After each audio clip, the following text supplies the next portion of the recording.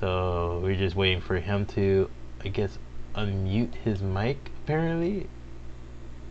Yeah.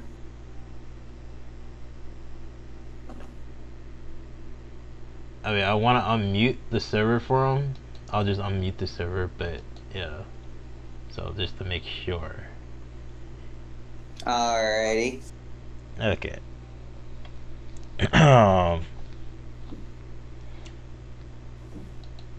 Alright. You know what? Let me just also make sure, because he's probably going to be like saying something in the message board. There we go.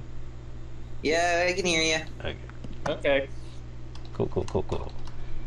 Can we start with the happy stuff? Can we start with the happy stuff? I mean, yeah, we could start with the happy stuff if you want to start off Start with with the happy stuff and then spill the tea later? Yeah, sounds good to me. Good lord! Alright. Okay. So, if you want to start on the happy stuff, let's start on the happy stuff. Start on the happy stuff, my dude. Please. So, For the love of God, the last 24 hours, I'm just like, why? Yeah.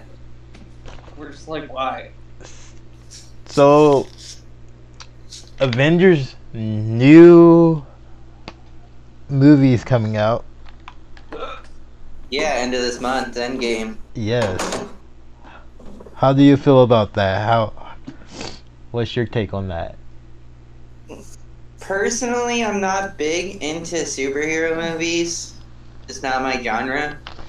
But just first impressions of the trailer, because I've seen it, it actually looks pretty epic. Yeah. And I wouldn't mind going to see it. I already had the rundown of of what happened in Infinity War, so I'm pretty much caught up. So I could watch it without being completely, utterly lost, like someone who's playing Kingdom Hearts 3 for the first time and hasn't played any of the other games.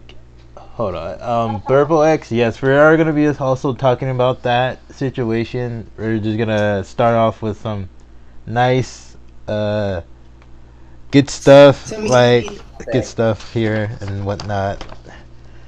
Some easy topics, and then we'll slide into the more challenging and difficult ones. Yeah, pretty much.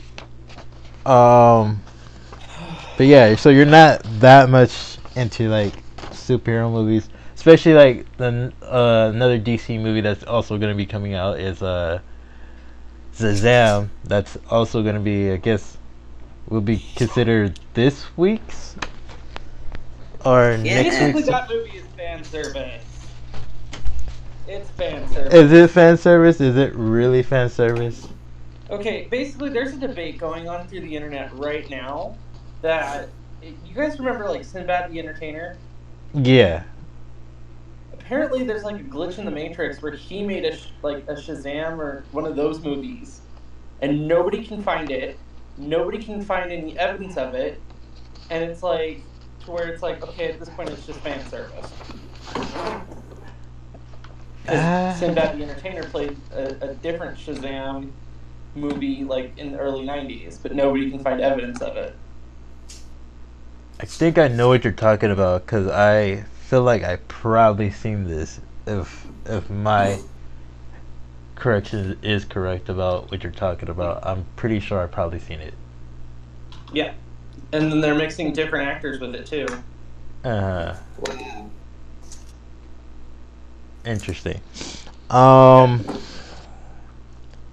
other than that, that's pretty much it when it comes to movies, for the most part. Well, Captain Marvel. Captain Marvel.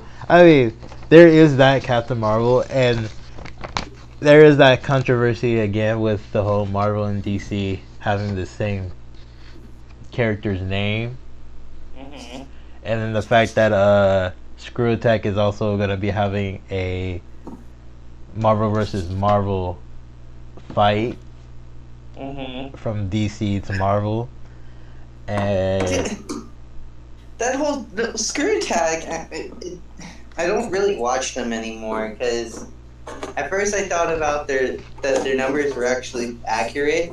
When they've even admitted to themselves that they just throw in the numbers for purely entertainment. Yeah. Well, I mean, even then, even if the numbers were thrown off for just for entertainment, I also believe that they do have the facts to, for the whole backup of everything. Because again, they do have researchers who know what to do and, pile everything in their information. I mean, I also seen other people who like, oh, but what about this? But they also bring up other factors that kind of like, because they do have like their own podcast explaining stuff as well, like to answer their questions about certain things and how things are considered in there, and it's not supposed to be a straightforward one-shot kill. You want to be entertained and then finish off with the actual kill. Well, yeah, and I get that to a certain extent. Shit, I don't know. Have y'all seen Mortal Kombat? Yes. Okay. Kombat 11. Yeah. Mortal Kombat is a good movie for the 90s standpoint. You're talking about the video game, John. Oh, the video game? Well, that. Bringing Kombat 11 up. I'm talking about, if you're talking about like the original game. The original game, so it's like, we all, 90s kids, they learned, the art of combat through that. Yeah. I mean, I play mostly Street Fighter though, but hey, it's sure. Hey, you know what? In my teenage years, I played Soul Calibur, so don't Soul Calibur and Tekken. I played Soul Calibur, Tekken, Mortal Kombat. I didn't really play any Street Fighter. I only played it once for the movie. Yeah, true. I can no longer watch. Yeah. Thanks, and then, no backwards compatibility. Oh my gosh, no backwards compatibility. Onto video games. Have anybody played the Devil May Cry 5? No. Yes, and I love it. I love it.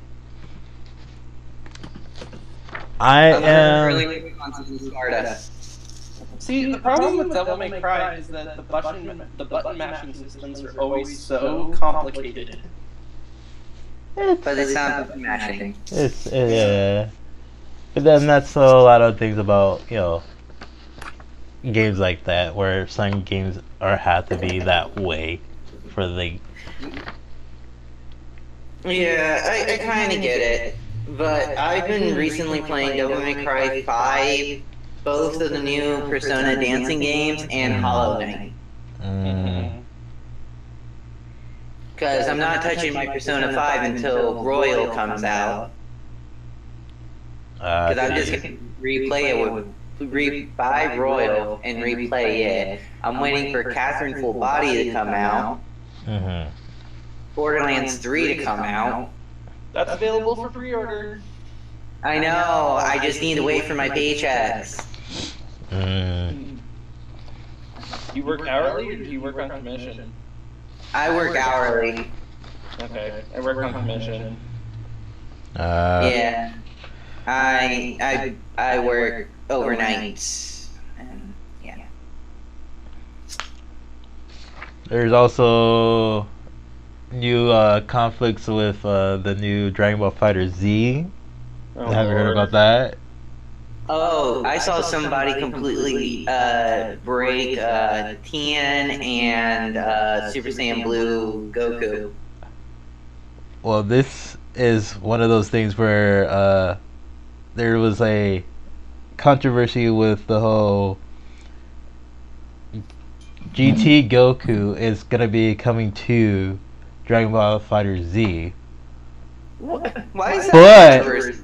But they're not allowing Super Saiyan 4 to come out. Why? And knowing the fact that you're bringing the GT Goku, the kid GT Goku, but you're not bringing Super Saiyan 4. This is the controversy. Why bring this character, but not bring the Super Saiyan 4 character? Or at least use that as a transformation for that said character. Well, yeah. But in Legends and Dokkan, they have them separated. Exactly. And then you have the fact that what do you call it? The Dragon Ball Z. What's the game? The Xenoverse. You have those versions of the character in the game, but again, when it came to Dragon Ball FighterZ, they're mad because they don't have GT Super Saiyan 4 Goku, but they're about to bring in GT Goku Kid. Even though it's non-canon, everyone considers SSJ4 to be iconic. Yeah, but then you also have the fact that Broly, who was one of the original non-canon characters supposedly in Dragon Ball FighterZ, and then they're also going to be bringing in the new canon Broly into the game as well. So that's good. That's time paradox. That's another conflict right there, where it's like, okay, we have two popular characters from the new and from the old. Where's the GT Goku? And everybody loves GT Goku Super Saiyan 4. Why they're only bringing in Goku Kid GT? Okay, but if they ever bring in... To my understanding, the only, thing that I understand about the situation is that why are there so many Gokus? Did I miss it? Did I miss some details? It's just mainly because Goku is the face of Dragon Ball. Yeah, and he goes through so many different phases of his form. That's why there's so different versions of him compared to other characters. If they ever do after Super, there was also another thing about that, because they're also bringing in with his other form, his Ultra Instinct form, to FighterZ as well. Is it Sign or Master? I think they're doing both.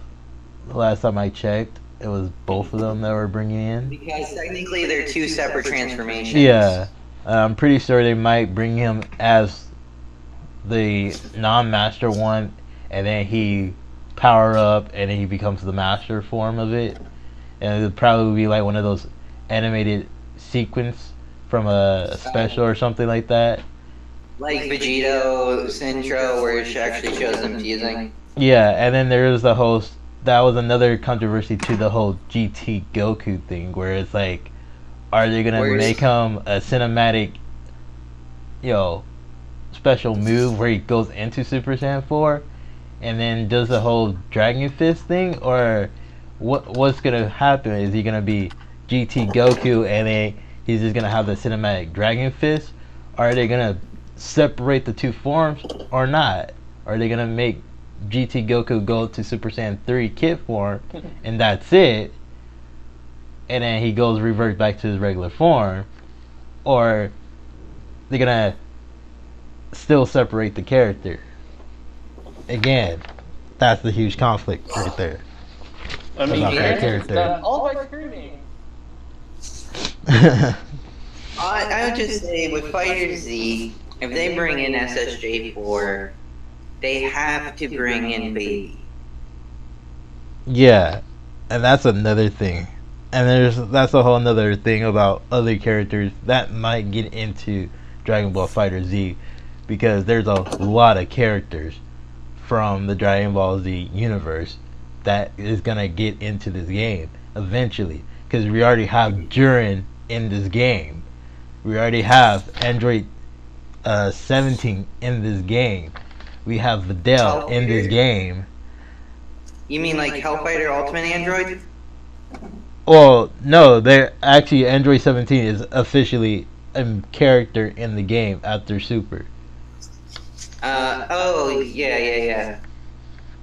Super 17. Yeah. Super 17. Well, no, not Super 17. From Dragon Ball Super, Android 17 is the main character. That's what I meant. Yeah. That's what I meant from Dragon Ball Super. Yeah. One more, he's a wildlife person. I don't know if they're gonna actually bring in Super 17, because if they bring in Super 17, that's another character that is gonna probably be not as busted, but probably one of the more another busted character in the game as well. If they go that route, because he's like another big heavy character. And then on top of it, if they bring in Baby, it's gonna be like which form, because Baby Vegeta goes from regular to Super Baby 1 to Super Baby 2. The Golden Grade 8 Baby. Yeah. So it's kind of like trying to figure out, okay, what are they gonna do transformation-wise? Because he has transformations. Exactly. Are they gonna make his Revenge Death Ball his super?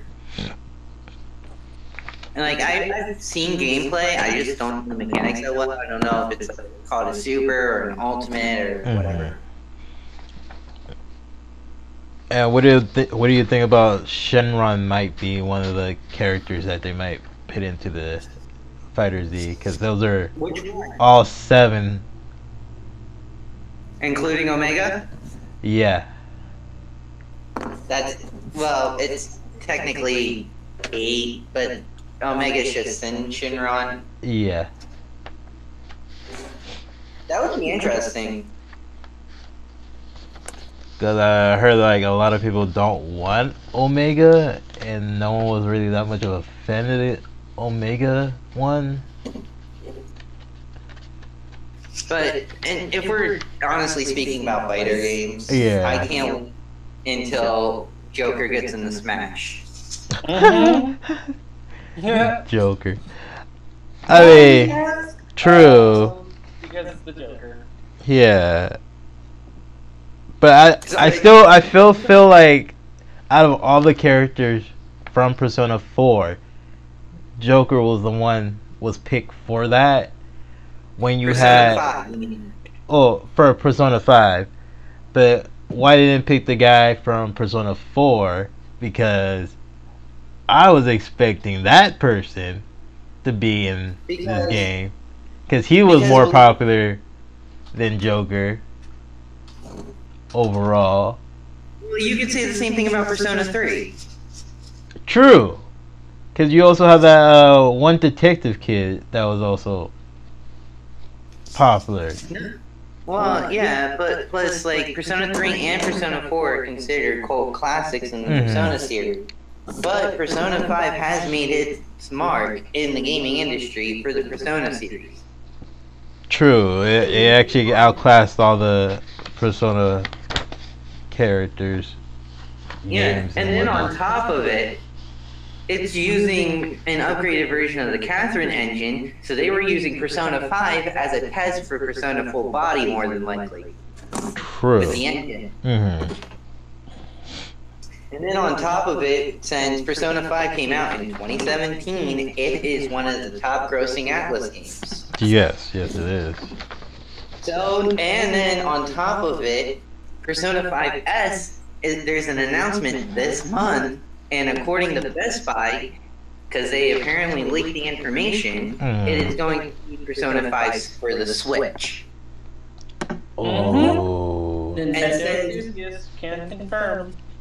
And since Nintendo was the one that picked the fighters for the Fighter Pass, this is just probably a huge marketing scheme on Nintendo's part, because when they release Joker, they're probably going to announce Persona 5 for the Switch. Because they'll probably do a direct.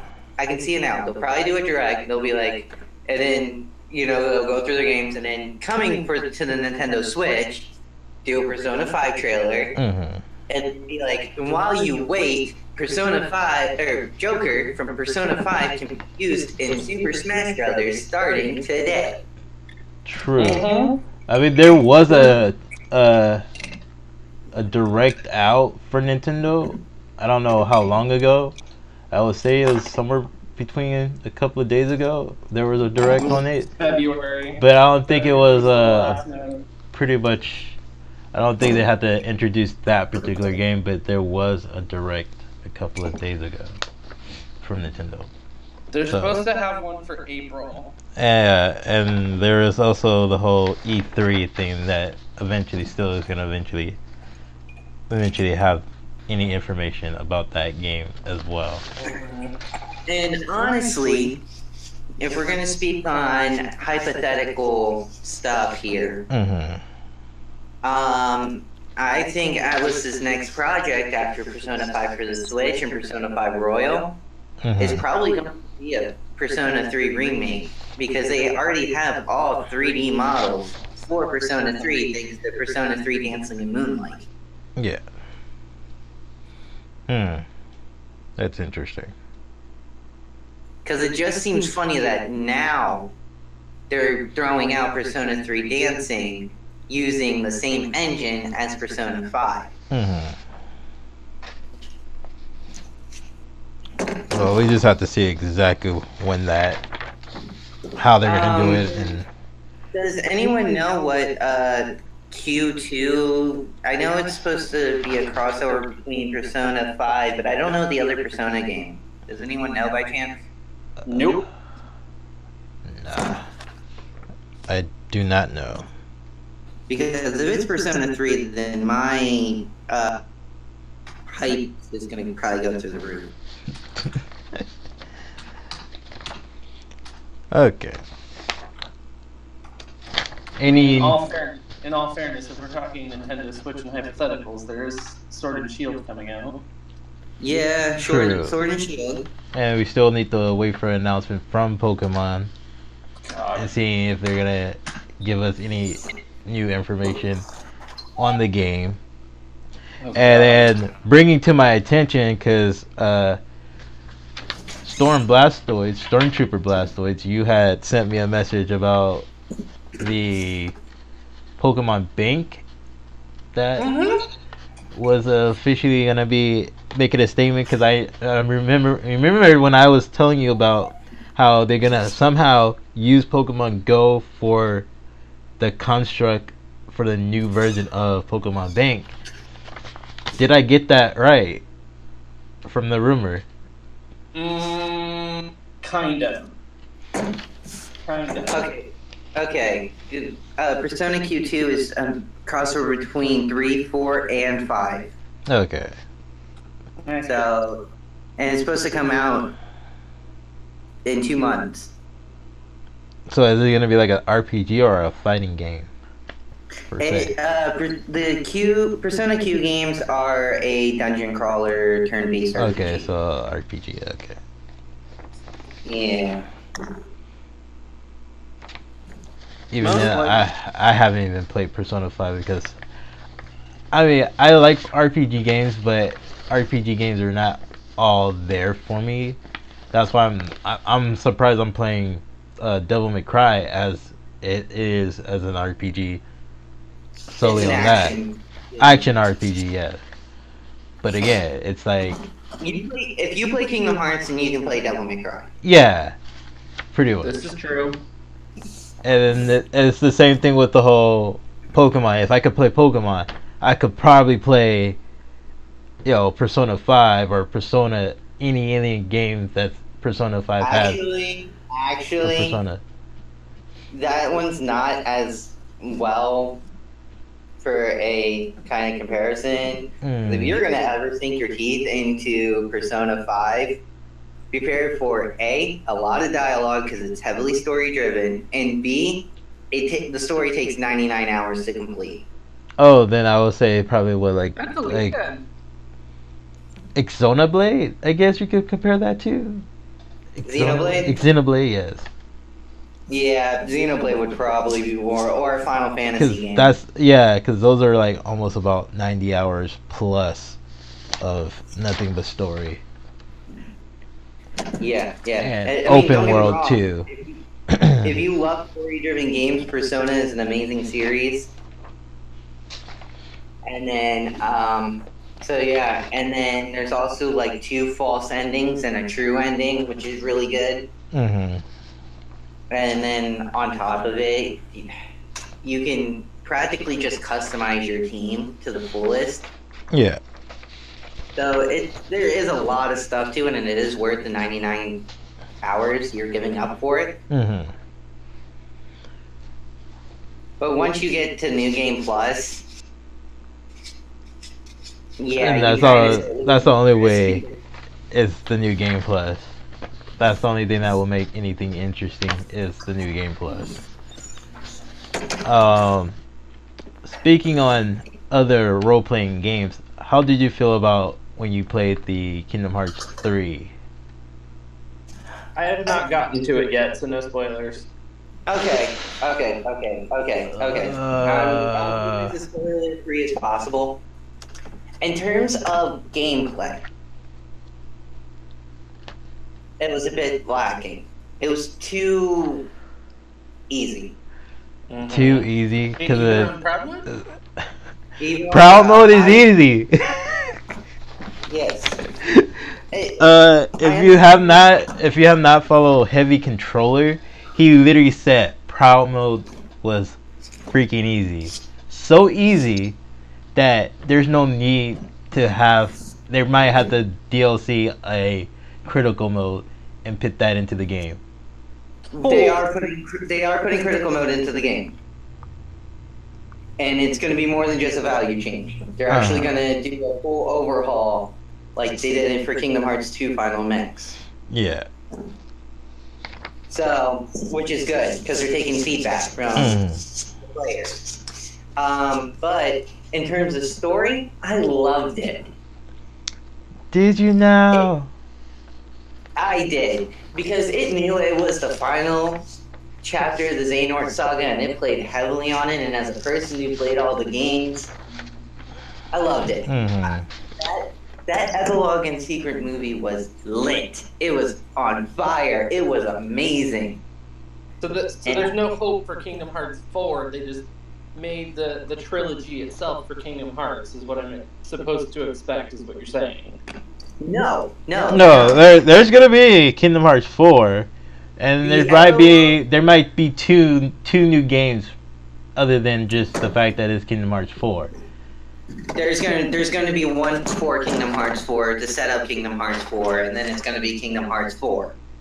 Kingdom Hearts is not done. The Xenosaga is done. It's basically like they made it like Dragon Ball Z, where it's like, so here's your bad guy for the main series, but that's his saga right there for the main series. For that, was it like 5 or 6 titles of the game or something like that? That's the saga. Like 10 or 12.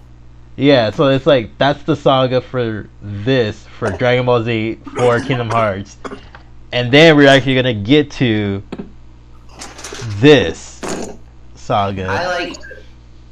We're essentially gonna go from the Xenosaga to what I call the Old Master Saga. Even though they kind of like did a little backstory on Master Saga a little bit. They're like, oh, here's a little thing about the Masters, and we're just not gonna stay on that for now. We're just gonna go ahead and still give you Xehanort and what's about that, and then finish that off. Then we're gonna lead on to that. So to be finished off, the questions I have, and you can spoil it the way you want, is with the implementation of Kingdom Hearts 3, does it solve any of the plot holes? Does it solve any of the story? And does it finish off does the Xenosaga also finish off the 3 main characters of Zora, Kairi? Sora is going to forever be Protag. It's already been announced. Yeah. Basically, it gives conclusions to the Ice Cream Trio, the Wayfinder Trio, and the Trinity Trio to a certain extent, and the Destiny Trio to a certain extent. Okay. It basically just ties up every single last thing for the Xehanort. Aqua and her trio are done.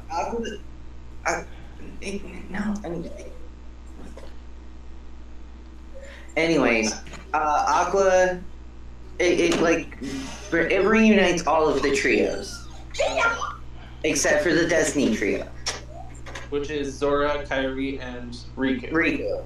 Yes. Yeah. Okay. 2 out of the 3 are reunited. 1 is God knows where. Shibuya, if I remember correctly. Okay, then I'm gonna have to either play the game itself or wait for somebody to play it on YouTube. Okay. I'm just gonna say this out now because I'm just gonna save you the issues. Sora gets the power of waking. Uses the power of waking to bring everyone else back from the dead because Terranor decides to kill just everybody. Then, in order to make the final clash happen, Xehanort kills Kairi. Sora uses the power of waking to save Kairi.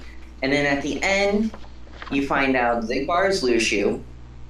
And he brings back all of the foretellers.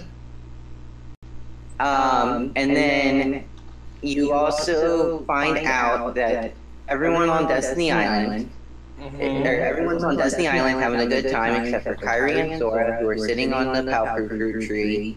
They holding hands, obviously a couple now. Looking to each other's face. Kairi starts crying as Sora disappears into nothingness because he used the power of waking to bring back the dead, which is what it was meant to do. Well, a forbidden move that shouldn't have been used as much as it needed to be used. Exactly. Okay, so I'm gonna have to play the game to understand this, is what you're saying, because I have no idea what's going on now. So does Zora essentially poof into nothingness to beat Xehanort? No. Okay. He goes into Xehanort's heart. Just to defeat him. He used Xehanort's heart as a portal because of all the time travel shenanigans.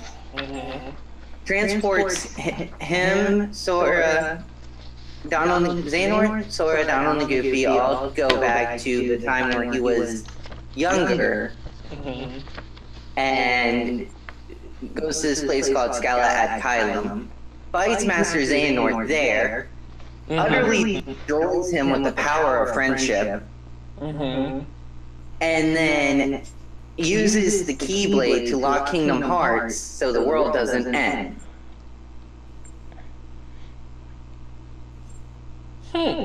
And knowing this fact, Master Xehanort was not the main villain of the entirety of Kingdom Hearts. It was Lucio. Xigbar was the main guy. But even then, it's still saying that Xigbar is not technically the main bad guy. He's not the main villain. He's doing a job that his Master of Masters is technically doing.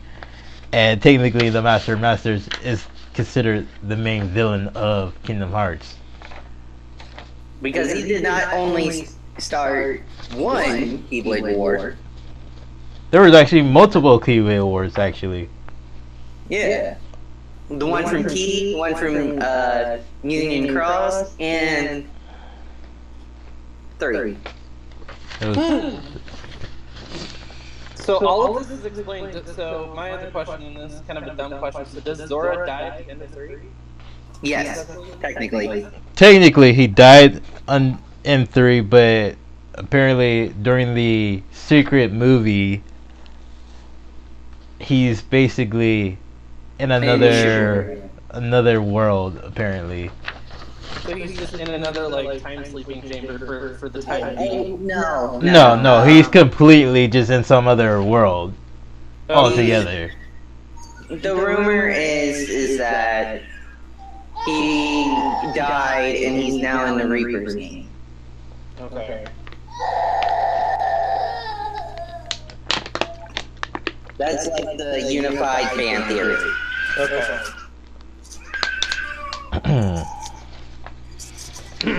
Okay. All right. So, I mean, I'm just... Go ahead. I'm at the point where it's like, I really want to play it just for that secret ending. So does it matter which mode you play it on just to get the secret ending, or do you have to do it on crowd mode? You have to collect all. Essentially, if you want to do it the easiest way possible, play it on crowd, because you have to take pictures of essentially almost all of the lucky emblems. Not necessarily. You don't. Because No, I no. actually gotten most of them, and I didn't complete everything, but I still able to get secret ending and the prologue. And in crowd mode, you need like I think it's like 80. Oh. Oh. Well, then you might as well just play it in standard. Then, if that's the case. Standard, you need no. It's like 75 for crowd, 80 for standard, all of them for beginner. Okay, I would say still probably play it somewhere between standard. I would. It doesn't, regardless of whatever difficulty you play it on, I would still go and get all the lucky emblems anyways, because you get actually a halfway decent item from it. True, you do. And then on top of it, if you're looking to platinum it, it's just one thing off your checklist. Yeah. I need something for Which one? Quite close. Okay. Any new shows? Sure, because it's in somewhere. DC or Marvel or Supernatural, action or horror? Supernatural is actually ending. Yeah. They're on their last season. And that's a good thing for Supernatural because it's 15 seasons. It's 15 seasons. Yeah, I have it. It was literally almost about 15 seasons of this series. Like 15 seasons of trying to find your father. Well, no, they didn't try to find his. That's not the whole point of the series. Was find the father, because they already did like an episode where they brought his father back, but it kind of screwed up the timeline because they pretty much brought him from the past. Can I have the cup? Oh wow. So You want to give that they had to send him back to fix the timeline. So they had to have to accept the fact that we can't do what we're about to do and change this. Sorry. I'm trying to get this done as fast as I can get it. Oh, you're totally fine. Now. Oh, I forgot about horror movie. You heard about the Chucky movie? Yeah. There's the new reboot movie to Chucky. Child's Play. Yes. Is what they're renaming. And then on top of that, they're making Pet Cemetery. But here's the thing. Do you know who's the voice actor for Chucky? Mark Hamill. Yes. That's gonna be a good movie, but I still don't understand. I just feel like if they were able to have the rights to redo the story, it will be probably better. But they had to change the story so they won't get copyrighted for that situation or deal with legal actions from them, because it is a Universal movie. So again, I heard good things from it, especially since you have an A-lister actor who's gonna be voicing the character. It's gonna be good. I don't know if they're gonna be bringing her back. And I don't even think there's another thing where they're also saying that they're not probably gonna get a sequel, because again it's a Child's Play reboot, so they're not sure if they're gonna do sequels for it. But if it turns out to be a very good movie, there might be a second part, roughly a second part. But I don't know how they're gonna do it. Yeah.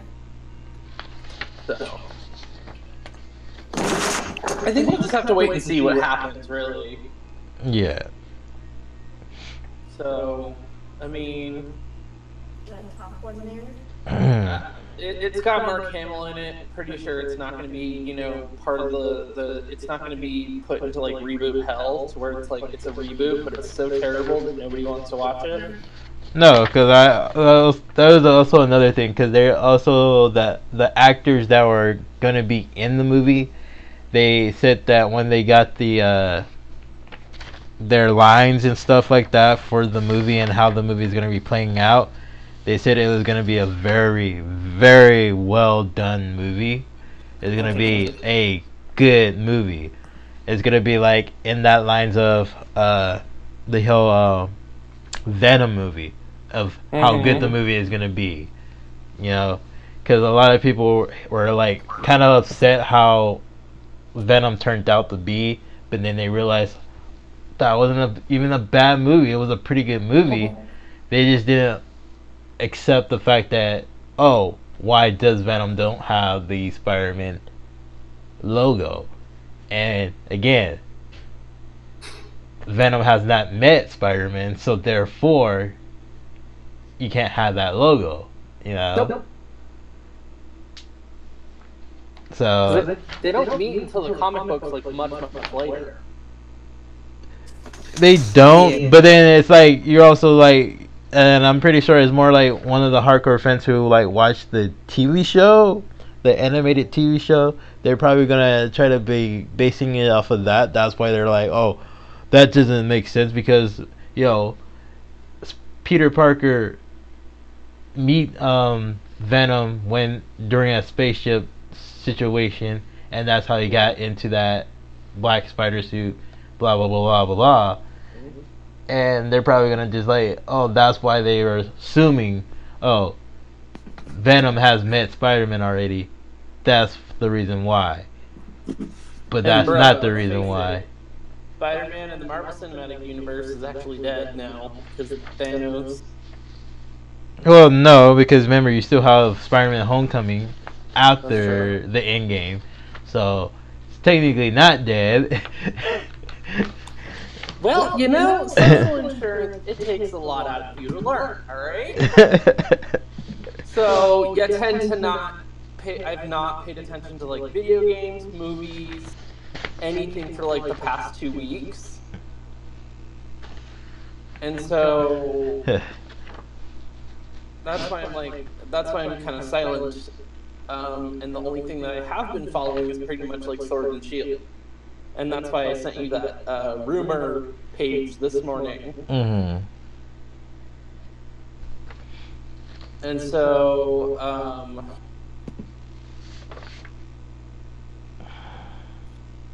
what's the new rumor this time for Sword and Shield? What's the new rumor? Yeah. It was just it was the new supposedly. Here, I can read it. I have it on here. So this came from 4chan. Oh So- God. Probably garbage, but it's still something. And it's, because obviously Verlicify and, A-Drive and all these other PokeTubers came out. Aside from Verlicify, he's out of this discussion for now. But this is for now. Rowlet. Don't get me started because John knows that if you get me started on this one kid, we'll talk about it for like 45 minutes. Okay. Don't do it. Okay. He's not my favorite. I will spill the tea. We'll spill the tea. We'll have another Pokemon tea party, apparently. Okay, so basically, it's 8th generation, 2 wolf legends. They're 3,000 years old. One led Galar into battle. One defended it from invasion. So we can kind of put this back into maybe this is the Kalos War? Maybe. Maybe. The female professor's name is Holly. Ah. So it's based off the English Holly. Yeah. The English Holly tree, which in retrospect is also kind of used as the basis for the Christmas tree. Well, yeah. Immersive game, multiple endings based on the path you forge, which that's the part where I'm just like, that's kind of a stretch for Pokemon. Well, to be fair, most leakers might have a couple of real info, and then sprinkled on top of a bunch of hot garbage. So. Yep. Sprinkle a bunch of bullshit.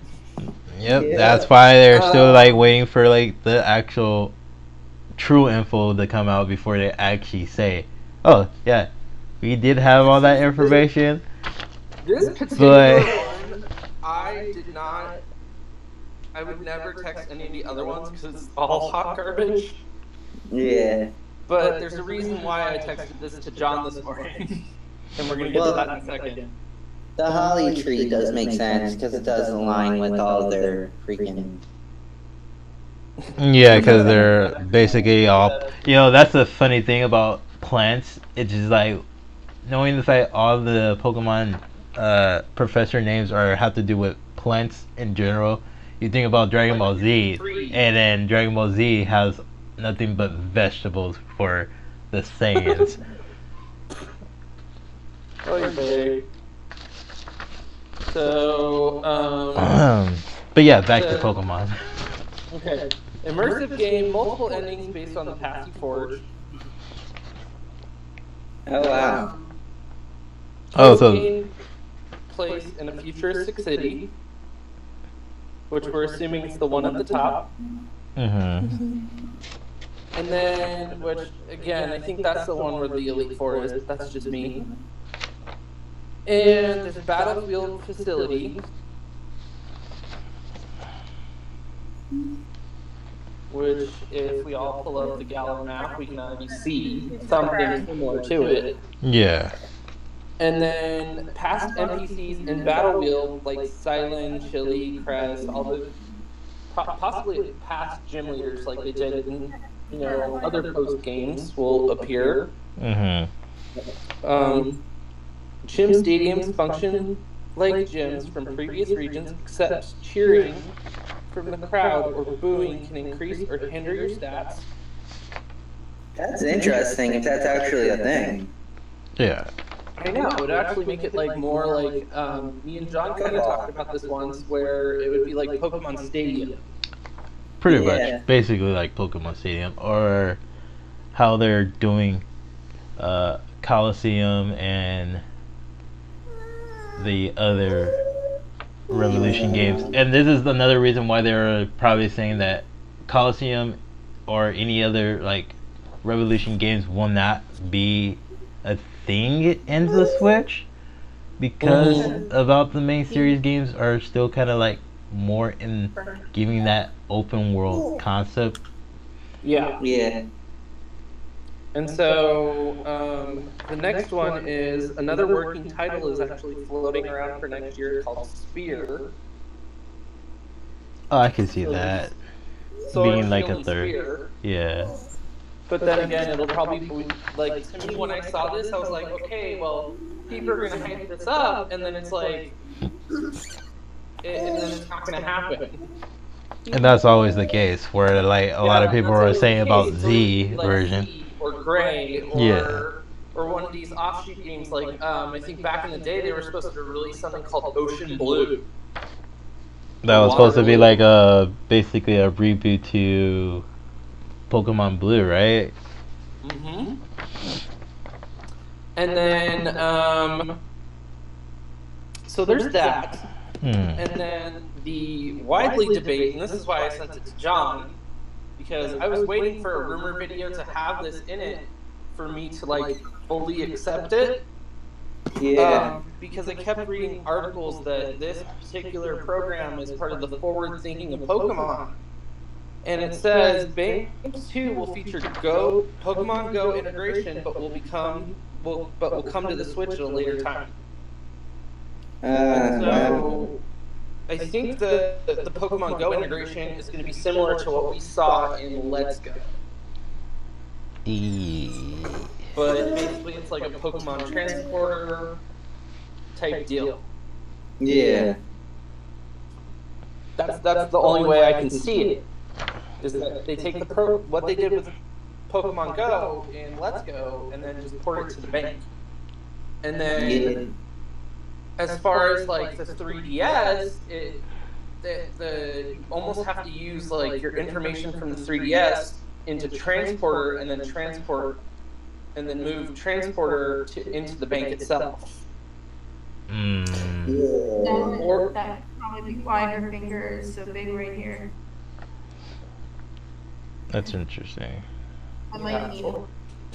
And another concept they do, and I didn't think of this. You guys remember My Pokemon Ranch? Sure. That's a lot of fun. I mean, That's too much.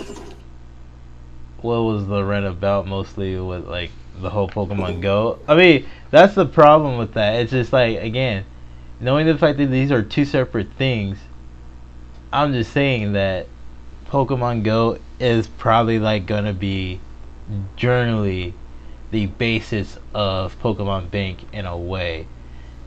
Yeah. For bringing legit Pokemon to the game while people having to worry about cheating and whatnot.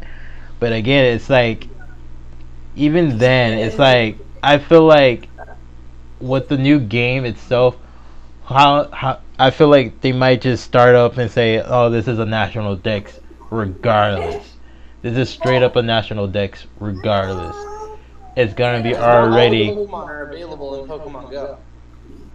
Not all the Pokemon are available yet in Pokemon Go because they still haven't got to the 5th generation yet, and they're already on the 4th generation. So, if what they're gonna do is gonna be like, okay, in the new Generation 8 game, Sword and Shield, we're actually gonna have the national decks open already. Everything is gonna be mostly in this game at the moment. Whatever is not in the game will be from Pokemon Go to transfer onto the Switch for the Generation 8. That would be interesting. Because that's why they were showing off Lucario and these other Generation 4, Generation 2 Pokemon, like Tricenitar, is because it seems like the National Dex could technically already open in this game to support Pokemon from both generations. Yeah, I can see that. It just... And again, I understand why people don't want to collect all generation Pokemon.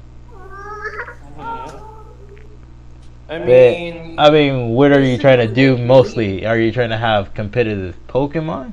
Or are you feel like... Because it's not necessary to complete the dex. Unless you're like one of those people who tend to generally be a completist and complete the entirety of the game. A completionist? Yes, a completionist. Yeah.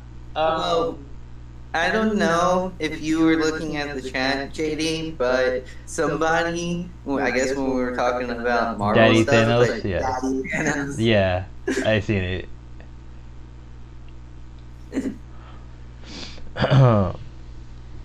Big, yeah, that was my thing. It's like only a completist will be like more worried about having to collect all the Pokemon again, and that's where I was like, I have nothing wrong with completing the Pokédex again, because again, its concept of Pokemon is to collect them all. Because 99% of the time, and this is why I say, like, if they forget the 3DS when making any sort of Pokemon Bank or going forward with the games, because let's face it, it's gonna make this thing very, very hard, because there's a lot of people out there that do shiny hunts, and in order to get the shiny charm legitimately, you have to complete the dex. But here's the issue. they would kind of. It depends on how they're gonna go with the stats, because if they're gonna go the same stats as Red, Blue, or first and second gen, and Sun and Moon, then they don't. Then they can't forget about the 3DS. But if they're gonna go back to X and Y's stat range, then they have to forget about the 3DS. Yeah. An entire generation. Same with Pokemon Go. Because summatively, Pokemon Go is running off of first gen's Yeah, it EVs is. and IVs. Yeah, because it's 15 IVs instead of 31 IVs, and that was another thing about Let's Go, where you transfer Pokemon from Let's Go to from Pokemon Go. Pokemon Go, when you do the transfer to Let's Go, it goes directly. It changes the way the stats are in the game. So I'm pretty sure that's gonna be another huge factor if it goes this route with Pokemon Go transferring Pokemon to Sword and Shield. The stats will alternate to a different stat, but if we're gonna get the same setup for Sun and Moon onto the game, or X and Y for that matter, type of setup on the game where we get our super training, our hyper training in both situations, because I feel like I like the concept of hyper training, but I don't like the fact that you have to be at level 100 to get your Pokemon all the max IVs out of it. But if that's the way to do it, then that's the way to do it. And there's their concept of super training was meant to train EVs.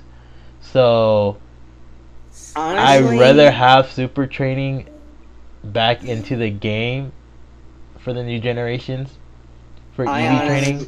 I honestly think hyper training would probably be the better of the bets, because hyper training is for those who want a more competitive thing. And Well, that's for IVs. It's not for EVs.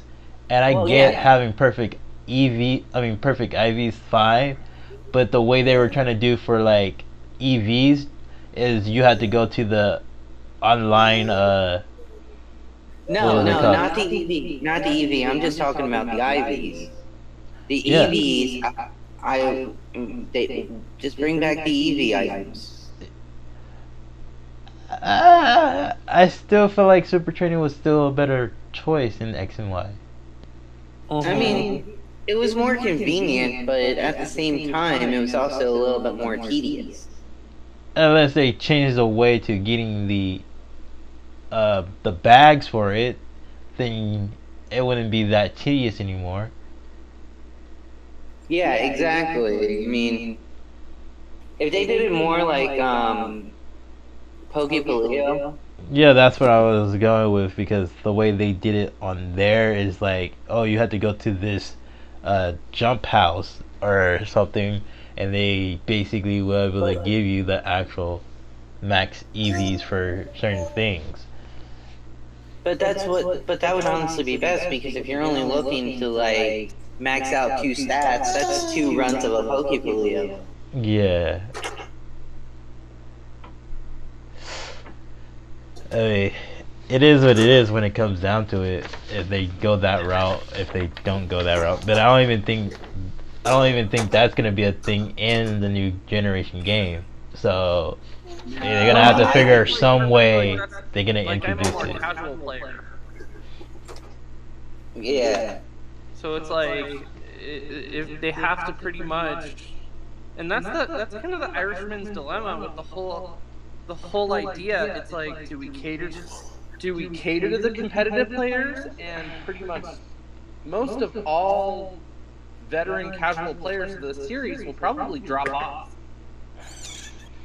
Yeah, because they're gonna feel like it's gonna take even longer to make competitive Pokemon to do things. And again, that was the whole concept. Like, well, one, it shouldn't take that long to make a competitive Pokemon. There's basically a lot of guides out there to making competitive Pokemon, and it seems pretty easy. It shouldn't take that long. But I get it when it comes to like shiny, trying to get the shiny variant of a Pokemon and try to make it competitive.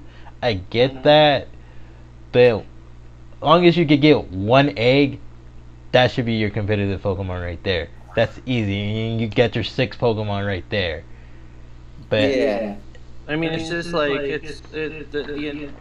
the basis of the whole idea with the thing is that people are like, I have my whole living dex in the Pokemon Bank, and if I can't bring that to Generation 8, then what's the point of playing Sword and Shield? So that's just kind of the Irishman's dilemma, to where I'm like, okay, that's where I'm at, where I'm like, my whole living dex is currently in the Pokemon Bank. I feel the same way, because I mean I have 2 Pokemon banks, and generally all my Pokemon could complete most of the decks that I already have for the new game. But even then, it's like, I feel like, again, that's kind of still even more tedious to transfer, because you don't know how the transfer is going to go for, like, because you have to do like, oh, this certain amount of Pokemon to transfer over. It's like, oh, you only can transfer 1 box of Pokemon over, and we don't know if they're gonna like establish, oh, okay, you only can transfer it once a day or so. Mm-hmm. Yeah. So I'm just like, And then that's a lot to do. That's a lot. If you have a lot of Pokemon, that's a lot to do. So and that just makes it easier for me to play the games, because then I don't have to focus on completing the Pokedex. I can just focus on the new Pokemon itself and catching the new Pokemon or whatever old Pokemon I want, and like enjoy the story more. I would say they will have to do it like a later update. It will have to be like, once the game comes out, it will have to be like a later update where they're like, okay, hey, we're finally got the new bank out. You can now transfer all the Pokemon from the 3DS over to the Nintendo Switch, and you can have all the Pokemon that you wanted from there, and you could be able to complete your Pokédex. Mm-hmm. But you still have but then you still won't be able to have your previous Pokemon. And then what if you get bonded with the new Pokemon already that's in your main game itself before that even happens? Would John, I'm gonna be completely honest with you, I've actually used a Squirtle throughout Ultra Sun and Moon. Mm-hmm. I used a Squirtle. Oh my god. I mean, again, I'm just saying, because you have that whole, thing where it's like, okay, well, one, I have all my previous Pokemon. Am I really going to use these Pokemon? Probably not. Probably not. I don't even think I'm going to use any of my old Pokemon. I'm pretty sure I'm going to use new Pokemon. But people actually, if they don't like the starters, certain people have confessed to using the starter that they prefer in the game. Yeah, but again, like, we don't know when that update is gonna come out, so regardless of that, you're gonna still use those starters. Well, yeah, of course, because you're, in a way, it's like you're already forced to use these starters, regardless of how you feel about the starters. Mm-hmm. Speaking of the starters, which one are you guys gonna go for? I haven't decided yet, because I want to see the final evolution. Because obviously, I'm like everybody else. I really don't want. I mean, as much as I like the typing itself, I really don't want to see another firefighting. No, I'm thinking Fire Steel. If they're Actually, I mean, a lot of people are already saying that it might be Fire Electric, so that's a new typing it overall. Mm-hmm. And that was the same thing with the whole Swabble thing, where Swabble might be a water dragon per Or water se, ghost. If it's water or the concept of being water ghost. But again, it's like a lot of people saying, one, that would have been the same way with Vaporeon, when Vaporeon also did that same concept where it went invisible, but you don't see it being a water ghost. It's still pure water. So, but that's the same thing. That was another thing with the whole Rowlet, when Rowlet was introduced and his evolution ended up being a grass ghost, when everybody was thinking it would have been a grass flying, because it was a grass flying at first. But I still wouldn't mind having a water dragon Pokemon as the final evolution. Yeah. So, but again, like you were saying, I don't have an actual choice, but I still like Grookey, and I'm still choosing Grookey as my starter. But until I actually know the official evolutions, it might change afterwards. I'm going with Scorbunny. That's fine. Because, well, no, and every single time I get a new Pokemon game, I always choose the fire starter. Podcast. Sorry, my family. All my family's home. Yeah. You know what? I never really got to the point of just straightforwardly choosing that, like, a certain type.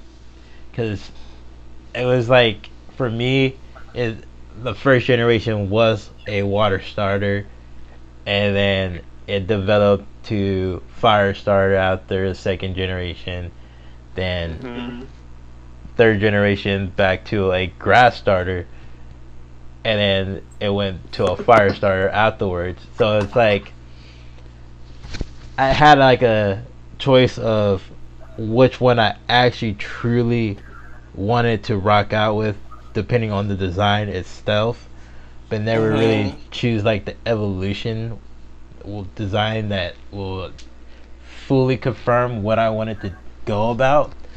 But even then, this is like, it's 8 generations in, and I feel like I'd rather see what the evolutions are for my take and actually see what I'm going with. But I still like the concept of Grookey.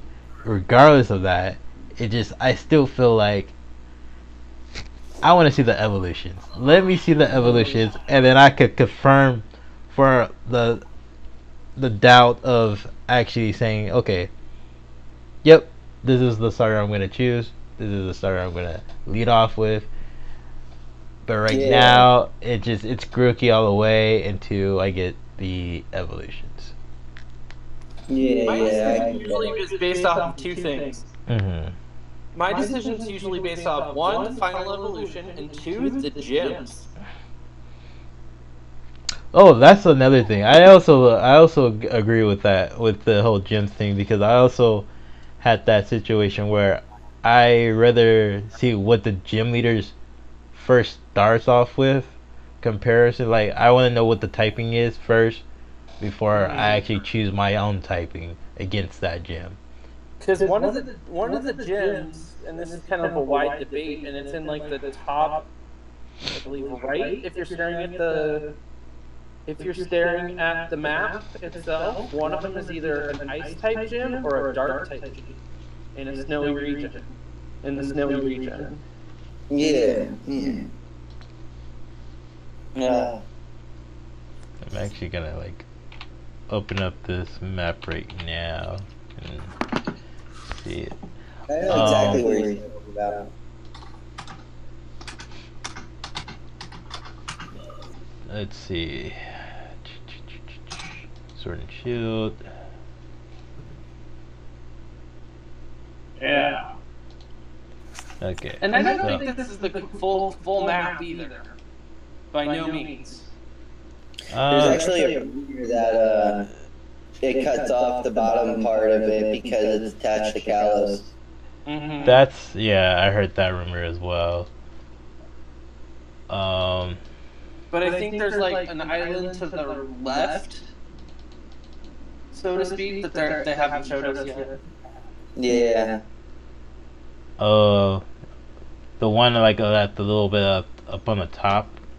Mm-hmm. Right. Okay. Yeah. There's that possibility as well.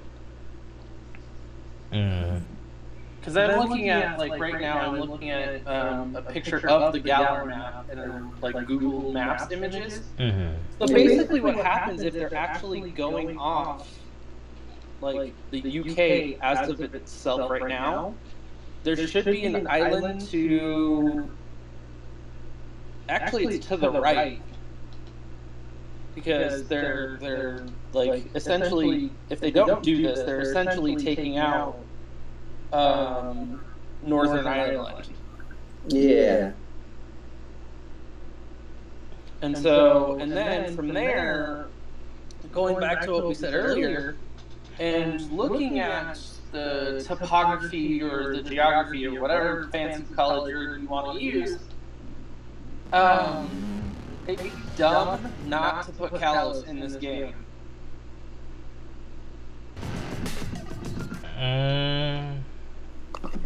But that's I'm looking at the Kalos map right now, and it's basically possible. It's possible, but again, it's like, well, how much is Pokemon Company is gonna get, to cater to their fans on that? Because one, they're already trying to, dedicate fans by doing competitive. In that sense. In a competitive? Not everybody's competitive that plays Pokemon. Yeah, not everybody is competitive, but again, like they were saying, like, this is why they had Let's Go. See, that's the thing. That's why they had Let's Go. Because not everybody was competitive. That's what the whole concept of Let's Go was. So, Let's Go was competing to all fans regardless. But they said Pokemon Go players to the main series. Yeah, and that was another absolution thing to that as well. But then they were like, okay, for Generation 8, it's gonna be more catered to the concept of competitive players in that series. I disagree completely. I disagree. And why you disagree? You already know why I disagree. Oh, because of Vexethe? Yup. Because Vexethe. Hi, Splash God. Where's this chat you guys are looking at? On the actual YouTube. Oh, okay. So we're connected to YouTube? Yes, Yeah. yes, we are. Oh boy.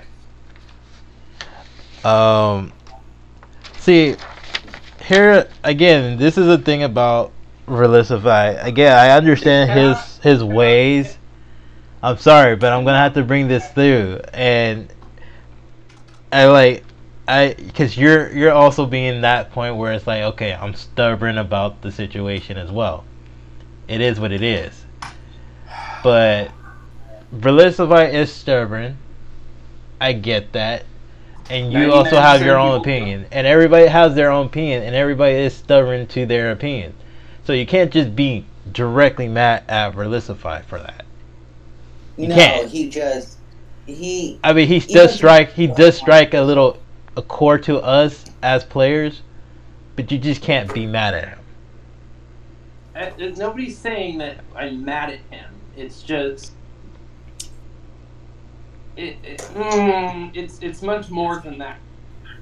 He's way too arrogant, and that's what really gets me, kind of. Right. Yeah. It's the arrogance. I mean, I'm gonna be the one that saves the Pokemon community, and... Oh my god, this whole, like, I'm the Pokemon god, and... No. The thing about it is, and this is the thing that I don't really particularly like. It's not that I'm angry at him, it's just I don't particularly like the dude. And it's because of his arrogance, it's because of his followers. If you look in the chat of any of his videos, any of his videos, and this is the thing that I'm like, I'm not mad at the dude, but it's like, I'm like, I would never poke a stick at this kid, because to me it sounds very like I want to be the one to save the Pokemon world. I want to do it. It sounds very like supremacist to me. He's just very arrogant, and he thinks he's the hero of the. He thinks he's the main antagonist of this situation where everything will go his way. And again, that's another where, okay, well, at his mindset, he feels like he is 100% right, but he has to understand he's not 100% right, and he can save everybody for this. And this is why the community is separated as it is to people who do cheat and who does not cheat in the community. It's I get that. Because that's just within the competitive community. Yeah, and that's the thing. That's the thing. But then you also have casual players who play the game, and they don't play in a competitive scene, but he still shits on people who are in that casual play. And it's like, why would you do that? And you're also you're completely what's the word for it? It's undermining people who are trying to make entertaining videos for using cheatable means to play the game. And it's entertainment. You have to understand the concept of entertainment, right? You're doing the same thing as entertainment. Every time I hear Verlisify talk, it's like I'm talking to like a homeschooled kid who wasn't like socialized at all. He wasn't entertained enough to understand what entertainment means. It's like you think you're the hero in the story when in fact you're more the villain. On the subject of entertainment for Pokemon, there's this one YouTuber I watch. Duncan Knee Deep. Yeah. Him, Callum, and everyone else that he goes with, they gen their mons for their roulettes. Yeah, it's for entertainment. He's not, and there's a video on that where he explains that one, he's not going to a tournament to play set rules by set tournament to be understanding. Oh, I want to bring hack mons to that tournament. He's like, one, I'm playing with friends and playing in a non-tournament setting. So therefore, I should be good at where I'm at compared to I see what other people are doing in tournaments. That is wrong. He understands the concept that that is wrong. So the fact that Verlisify just ignores that fact, that's where I'm like, wait, what are you doing, Verlisify? You should know better. Technically, Verlisify ignores a lot of facts, and you can't control it. Yeah, it's like, again, it's like he's like, I'm 100% right when not necessarily you're not. And that's what a lot of people. I've told you this for weeks. Even when talking about like Pokemon Bank and how it should be implemented for all players in Pokemon Generation 8 and Pokemon Sword and Shield and going forward, he's zeroing in on that fact that it's like, okay, for people who want to play casually, you're basically trash. Yeah. And so that's all I'm trying to do. In the spirit of our friendship, because let's face it, we've been friends for what, 5 years now? I was afraid for like weeks, and I couldn't sleep over this fact that I'm like, well, a lot of things are getting lost in translation because we can't agree over the fact of what Verlisify is doing. As far as like he's pretty much going in and just tearing out everything that isn't competitive, and it's like, I'm going to be a spoiled little brat, and I'm going to be the very worst person to people who even casually cheat, and I'm going to be like, hey, why aren't you my friend? Well, social rules dictate, and any life coach will tell you, or any Reiki specialist or any therapist will tell you that this person probably is going to be, it's like an emotion vampire. Yeah. Or as my family likes to call, an attention whore. Exactly. Yeah. Because now that we're basically through that, and John, through all of our, like, basically, I'm like, if I rubbed you the wrong way in any of our conversations about Pokemon Bank, I do apologize, but it's like, it's something I feel very passionate about because I've built my living decks for 16 years. Oh, no, I understand. An X on Pokemon X, I had the living decks, and I transferred it to Auras. And then, when I moved, I lost my Omega Ruby copy, which had my living decks on it, and I was devastated.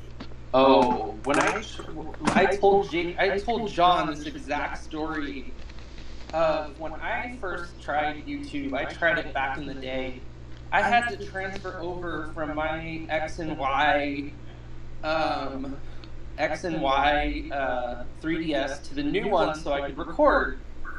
Well, me and my little anxious self, which I'm very self-aware of my anxiety now, I literally thought that while transferring it, it was going to delete my entire living decks within my Pokemon Bank file. Like, I was sobbing, crying, tears. Like, I had just felt like I had just mourned the death of a friend type tears. And when I got home, because I was in the Jack in the Box. I was literally in the Jack in the Box drive-thru, sobbing. And when I got home, I had checked the whole thing, and then I went into the Pokemon Bank, and to my surprise, I basically was like, holy crap, I'm not gonna take this risk again, because my entire living dex was just fine. It was right there, and I didn't very much know how it worked. With Pokemon Bank, it stays on its own server. You will only use your Pokemon if you do not pay the subscription. As long as you keep the subscription paid, it is like a PC stored. It's like a cloud PC. Right. Yeah, I mean, even then, this PC is kind of still lame at this point, because you could store a pretty good amount of Pokemon, but you won't have you could have extra Pokemon, and everything's gonna get filled up. I still feel like there needs to be more boxes for the bank, because I mean, it's still a lot of Pokemon. There's so many ways to build a team off of there, and it's not a lot of space for that. It's really not. Yeah. Unlike how Let's Go is, how their new bank system setup is, and their PC is a lot much better than what they're doing on Pokemon Bank. Right. So for me, I think a lot of times, you guys remember something called My Pokemon Ranch? I heard of it, never played it. Same. Oh. And the reason why I didn't need to play it is because I already had Mew at the time, so there was no need for that. Oh, you guys are missing a very vital component of your Generation 4 games. So basically what Pokemon Ranch is essentially like an early version of Pokemon Bank, to where you can store up to 1,000 Pokemon, but at the same time, and this is the nice thing that I liked about it, because I was able to like sort my living decks by number and put it back into the game. And so yeah, I was like, this is awesome, because I know all the Pokemon by essentially their dex number, their official dex number. And so the thing that Pokemon Bank can actually improve upon if implemented into Generation 8 is that feature. To where it's like you're able to set certain parameters to essentially sort like 16 games worth of Pokemon. Yeah. But anyways, let's get on to the main topic at hand, because Okay. I have to. Yeah. So this topic. Are we still in C now? Yeah, this topic has to do with a lot of things that have been happening in society itself, other than just Pokemon communities. This is one of the things where you know the whole situation with Michael Jackson, right? Mm-hmm. Yeah. And the That's fact been going that on for years.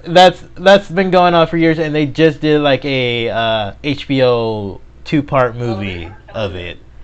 And the whole thing is like, okay, one, Michael Jackson has not been caught on these set allegations of him being a child predator, but you still have the fact that everybody is officially now coming out on this situation about him being said child predator. You know, and he's been found innocent. So even then, it's like, okay, you can't call him guilty now, and he's already gone from this world. You can't just do that. Yeah. You know, you need to just cut that and move on. It happened. It happened. I am sorry for the people who are victims from that situation, but you just need to move the fuck on. Is how it is. But then you have the whole R. Kelly situation. Now, R. Kelly was caught. It's been going on for years too. R. Kelly was caught though. It should be a done deal. He should be in jail. That's automatically situation. That should be already like, you know, established. He's in jail. He needs to stay in jail. He's a child predator. Yeah. You know.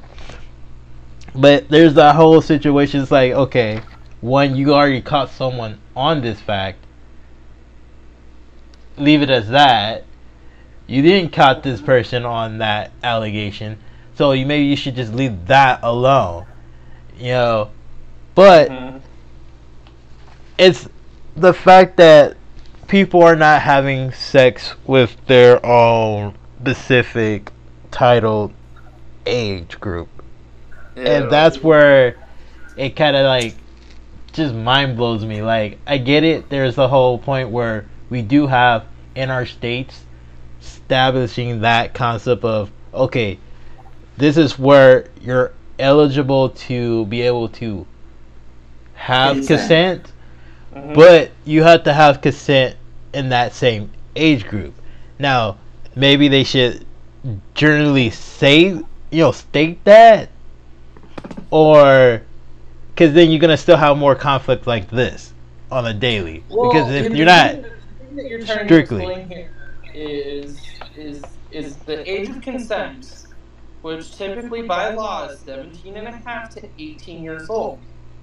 Yes. This is also known what they call the age of majority. Yeah. The age of majority. So, in regards to Michael Jackson and R. Kelly,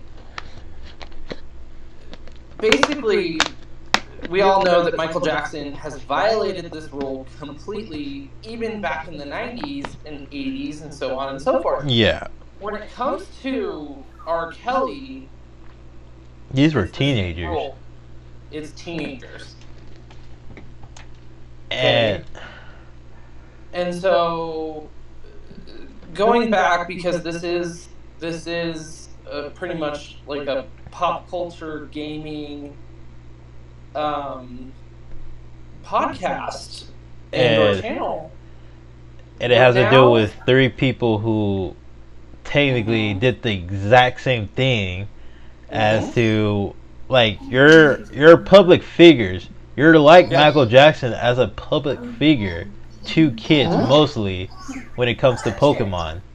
So and so basically what's happening now is that it's saying about the community, to where you have these individuals, they get famous, they get the million subscribers, and then all of a sudden, it's like, the only way I know how to explain this is like a light switch comes on, and it turns into this god. And, or they think they're invincible because, hey, they're famous now. True. When in actuality, they're not. And I think what the King Nappy did is abusing power. Straight up. I mean, I feel like, again, there was so much to go on, because I also, like, watched the stream as well, and kind of understand where he was coming from about the situation. Again, it seemed like, yeah, he kind of, like, he didn't, like, forced it onto Callum, but it was just like, one, why did you even say that to Callum if he's not in the same age group as you? What was the point of that? Like, he's not in the same age group. Same thing with Mudkip Mama. Like, you're not in the same age group. Why are you doing this? Well, the whole Mudkip Mama thing, the act that she was trying to do to Powders was wrong, trying to force someone into sexual relations. Age group wise, though, he was 18, and in the States, that's legal, doesn't matter about age group. A 60-year-old can date an 18-year-old, can have sex with an 18-year-old, and it's still legal. Yes, in the point of view of society, it's disgusting and wrong, but it's still legal. But from a female who's trying to have sex with a younger adult, it's more passed by, because again, it's like one of those things where it's a sexist, it's one of those things where it's like, okay, if a guy does it, it's bad. If a woman does it, it's bad, but it's not totally bad. It's a double standard. It's a double standard situation. Yeah. What Mudkip Mama did isn't necessarily predation, but it is, yeah, again, it's still bad. In the sense of, like, young person versus old person. No. She's still a sexual predator, but in, like, sexual assailant, either way you look at it, it's still sexual assault. Yeah, and then the whole situation with Decatur, aka Nathan, that's just disgusting. That was just not necessary. Like, when you look at two people who out of Decatur's group, I feel like it's not even Nappy's group at this point. It seems like it's Nathan's group. It seems like he was a little bit into the influence with this situation, where it's like, why all three of you guys have this sexual thing with younger people, when technically all three of you guys could have got together and messed around with each other than young teens and young kids? Like, what happened? Like, where did this go to for you guys to disconnect come? Yeah, like, why did you guys mess around with other people when you guys were all in the same group? Y'all could have messed with each other. All of a sudden, you just ate cranes and Mountain Dew and just decided that this was a good idea? Yeah, it's so weird. Awful. It's really, really terrible, and I really don't understand why in our day and age, it's 2019, it makes no sense. And it doesn't. It really doesn't. And then the whole concept of being King Nappy also, where I also didn't like the fact that everybody was exposing the sexuality about King Nappy, because again, like you said, he wanted to go ahead and tell everybody himself that he was bisexual, I mean, yes, go ahead and explain that he did what he did was air that portion of the story. Yeah, and I feel like, okay, if he's bisexual, fine. You know, I'm bisexual, but I don't go, you know, doing this type of shit, you know? So, it really, like, pisses me off where, again, it's just like, why are you deciding yourself with young adults who are not even considered adults in the first place? And these are kids. These are kids. These are like kids. This is like if you have a brother, sister, or a kid of your own, you don't want that to happen. JD, I'm gonna stop you here. Misery loves company. Okay? Misery loves company. And so, yeah, nobody wants this to happen.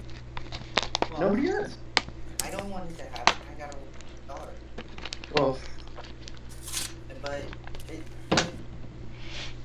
you know, I mean, honestly, like, I think, and I'm not sure about this, but I think, you know, I think there's a privilege component in this whole thing. I also feel like here's another situation where I'm also kind of like overthinking it, but if you're a kid and you feel like something is off, maybe you should have spoke up about it. No matter how popular this person is towards you, speak up. I mean, that was the whole concept, and this is what gets me mad about the whole situation with Michael Jackson. If you're a kid and you feel like this is not right, you should have spoke up on it. Yeah, and this is another problem with the whole parent situation. It's like, okay, do you not teach your kids about stranger danger? What the hell? I mean, it's common sense to teach your kid about stranger danger. That's the whole logic behind stranger danger. You're supposed to teach your kid if someone who's older than you and they feel like they want to touch you in an area that shouldn't be touched by someone who's not in the same age group as you, that's bad. That's straight up bad. And that's what, like, I feel like at this moment in time, I'm like, okay, there's no way. Like, if I have a child, I'm going to tell them, you know, stranger danger. Fuck that shit, you know. You need to be aware of this thing being bad. This is bad. That's not right. Or if you're a parent leaving your kid with a complete stranger. And especially that. Like, again, notify him, hey, if this does happen, here's the phone. Walk out the building or something. Like, say you're gonna go to the restroom and then leave the fucking building, you know? And then get to me or someone who's an adult who may be able to help out with the situation. And you say you don't feel comfortable about it, you know? Like, you're supposed to prepare your child for danger. That's the whole concept. And you did not prepare your child for danger. Yeah. And that's also saying a lot to the whole situation with attack on Sylvia. It's like, did your parent not teach you stranger danger? Avoid that. I wouldn't go about what Sylvia said, because what Leon did was she was probably given hush money or threatened at one point. There is that factor, but again, it's like, I feel like as to you should have been like disconnected, regardless. At this moment in time, you just show your cold heart and disconnect. I don't give a fuck. Disconnect. And you didn't disconnect, and this is why you're in the situation. Honestly, I'm not trying to put her on the spot, but it feels like your action put you there. Even though the main person who was pursuing you is in the wrong, but you put yourself in that situation as the wrong. Yeah. Whoa, back up though, because in these types of situations, there may not have been a way for her to escape. Not what she was giving off. It seems like she could have, but she didn't want to. I would back up there. Because sometimes this, judging by what I've learned in college, they don't just, they're random occurrences that just completely blindside you. And sometimes the reason, I'm not misquoting that, I can't tell you, because it's like sometimes there's a huge fear component within this, because obviously she could have said no, but he probably didn't accept it, and therefore escalated the situation, and then she's like, and then couldn't get away. Stop. Kind of situation, and then that perspective was also what Callum was saying about Nappy, because apparently Callum didn't have any friends and couldn't really make them, and Nappy was like, and Dagger was the only friends that he knew. It was like, and according to him, Nappy gave him an ultimatum: either date me or I'm just gonna take away everybody that you know. Right. And I feel like that's some manipulating shit right there. And I'm like, okay, if that's the case, manipulation and fear factor into this.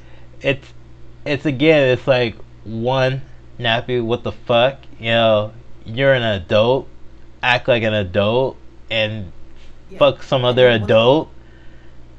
He's a fucking teen. What really got me was the fact that he denied it. Denied the whole Callum thing. B, didn't really go over the whole Luke thing. C, kept misdirecting everyone else to every single other problem that he was trying to create. If he sat down and actually did his live stream and talked about it, even if no one forgave him at the time, if he just showed some sort of compassion, it might have made the whole situation better, and he wouldn't have lost Call Case out. I mean, yeah, it sounds like if he would have just say, yes, I understand the situation with said Luke and Callum, that yes, I had roughly confronted them over the, that's the thing, he did say he did kind of like somewhat confronted one of them. I think it was Luke on that situation, or it was Callum. But he did say it, but he didn't want to go straight into the details of that conversation with those two people. That's why he was like, yeah, I did do this, but that's not the point. The point is Decatur and, Mudkid Mama, this and that, and what's going on with them. Because it seems like they're the ones were the worst out of him in that situation, because it made it seem like he still wasn't technically forcing people. If that was the case, he's not forcing people. He's not. It looks like he's giving off a bad vibe to anybody to be forcing them into set relationships or doing anything with them. So it's like, okay, one, maybe we should just lay off the Nappy about it. But then it's like, again, you still did the first choice of having a conversation with a 16-year-old boy who's not in the country, for that matter, but probably is still considered at a legal age over there in that country.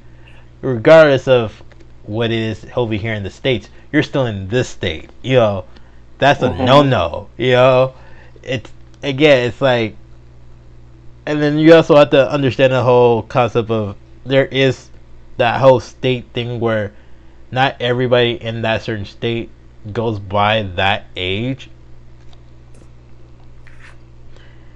And the only way that age of consent is still relevant to the people in that state, you have to be in that state. You have to be living in that state for that state to even be able to do that age of consent in that area.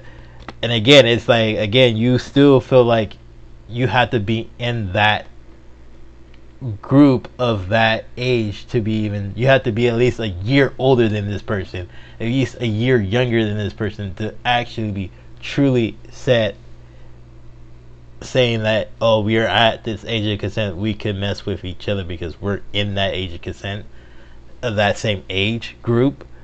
But if you're 21, you're considered an adult man. You need to get the fuck away from that child. You need to be in that area where you're another 21-year-old, or at least 22 or 23. Again, you had Mud Kid Mama by your side. You could have messed with her. You had Decatur by your side. You could have messed with him. But you did it. You decided to fuck with someone else who's younger than you. Like, few years younger than you.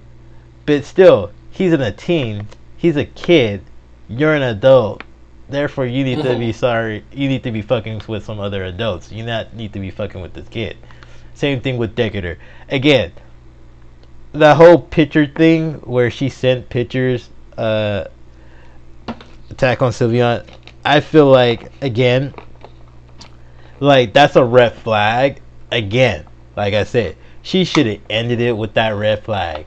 That was a fucking red flag. She should have just muted everything. Don't care about the fact that friends are gonna be from that group is gonna like dislike you or whatever. You should have just ended it. I don't care how popular you getting. You need to end that shit, because again, that just needs to be fucking ended.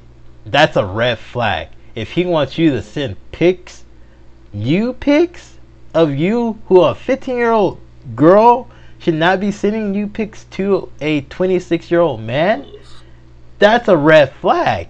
You need to end that shit. End it.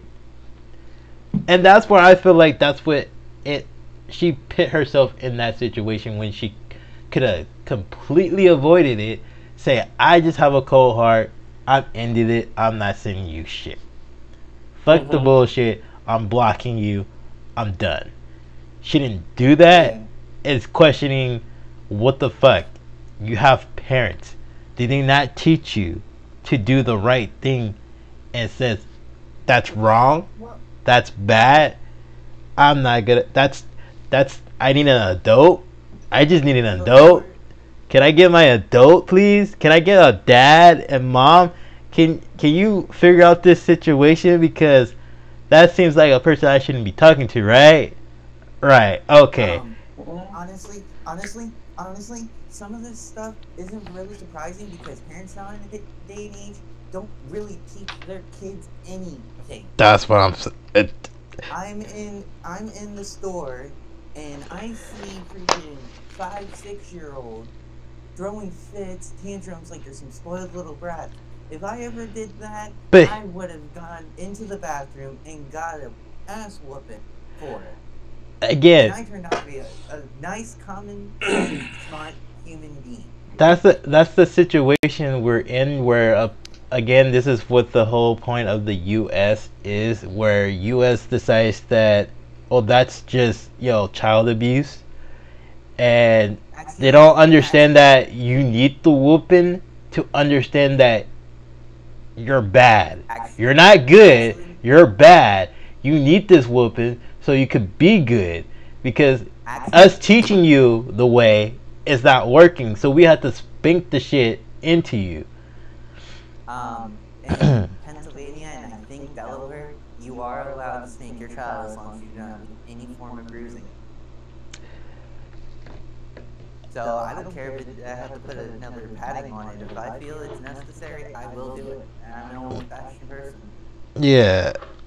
Again, it's just like, if your kid is not good from the get-go and you need to put a punishment on it, you need to spank your child. That's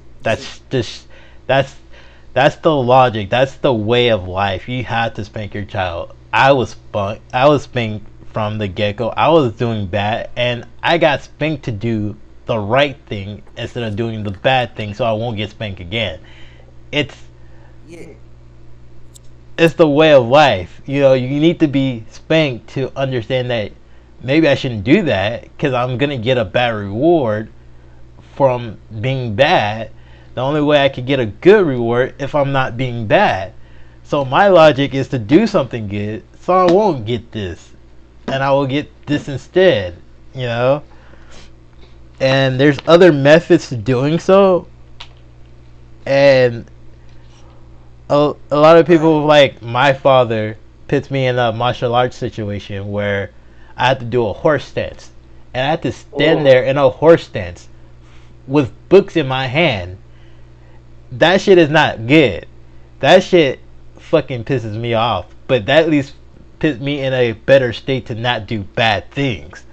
So, if you can find other methods to help out with the situation, find other methods to help out with the situation. At least that will make your child good instead of bad. It should. Okay. All in all, though, everything that transpired this has been one roller coaster after. Should they out? Yes. But were they scared? I mean, Luke even says that he has anxiety. So Yeah. And in the way that Nappy was trying to manipulate the entire situation, I mean, if Luke didn't have the backers of Mo and everyone else who was kind of like helping them verify and showing proof in this day and age, you need to show proof. They understand. Yeah. It's the whole situation's an abuse of power on the. It's an abuse of power on the part of Nappy, Decatur, and Mudkip Mama. Yeah, it just they tried to get into a position, they had the higher ground, and then they to their advantage. And when everyone's starting to see the bad side, once the crew finally started rolling out too. That's when everyone started. The Soul Link with Shady Penguin got canceled because he doesn't not want to do have any association with me, but in this course of time, he feels that the right thing to do because of all the bad heat, because it might look negative on his end, and he just wants to stay out of it and fight. Yeah, everybody's abandoned the situation, and it's just these three in their own little lonely island. We made poor decisions. Yeah, really poor decisions. and the whole situation with Sacred Fire, man, that dude is a trooper, because he literally feels like, you know, that shit was just fucking wrong. It shouldn't even happen. The fact that he was also with the group and he didn't know about this really just, well, he said he semi didn't know about this, but he somewhat knew. He knew. Let's be But real. yeah, but he still feels like, you know, that shit was fucking wrong. I have, you know, siblings, I have like nieces as well, you know. The receipts. And and everybody watches Nappy, so it's like the fact that you're just setting a bad example. it just tears yourself down in the long run. And like I said, that's why he lost 12K subs and probably counting. Oh, Like, it's going down faster than the Titanic, and I'm one of those 12K subs. And as his live stream was going on, because Duncan live streamed it too, and he brought up the sub count. It kept dropping, raising up a little, dropping fast. It was It's just mainly if this was all done in better manner, it could have dampened the impact. Like, I'm not to defend Nappy at all. What he did was wrong. I know that. Yes, Callum did do poor decisions. He could have tried to find other people. Luke, he did say no, and he did out it out, and Nappy straight up screwed him over in the long run. He totally did. It still sucks to this day. And I mean, it seems like he's like everybody who finally like speaked out about the situation. They have completely moved on and felt a little bit much better, except for Sylveon. She's still kind of like, a little bit more. I follow most of the major PokeTubers, like Shady, Luke, Numbnexus, and Numbnexus had people's stuff from like Kid Mama's Tumblr, and that discriminates her so. I know, right? Because I also saw that Tumblr, and I'm like, has Stormtrooper seen it? I don't think. Did you see that, Stormtrooper? That the whole. Again, like I have not been able to look too much into it because I again, like I have. Because they kind of made it like a little comic off of it. It's supposed to be a conversation between my kid mama and this kid, but okay. Not something I probably want to read. I'm going to just save it, send it on the Discord. If he wants to look, he can. Which Discord is this? The TSSC podcast, or if you don't know, it's the Squirtle Shader Crew podcast. Okay, it kind of did it in reverse order, but the top two is the main ones you would want to really see. I don't think I want to see these. But yeah, it literally looks like a comic where if there were like drawings to this situation, it's like mad. This is kind of bad. This is really, really bad. So in the end, Mudkip Mama, I like associated. Like, I don't even really want to say her name, but I'm podcast. She is the lowest of the low.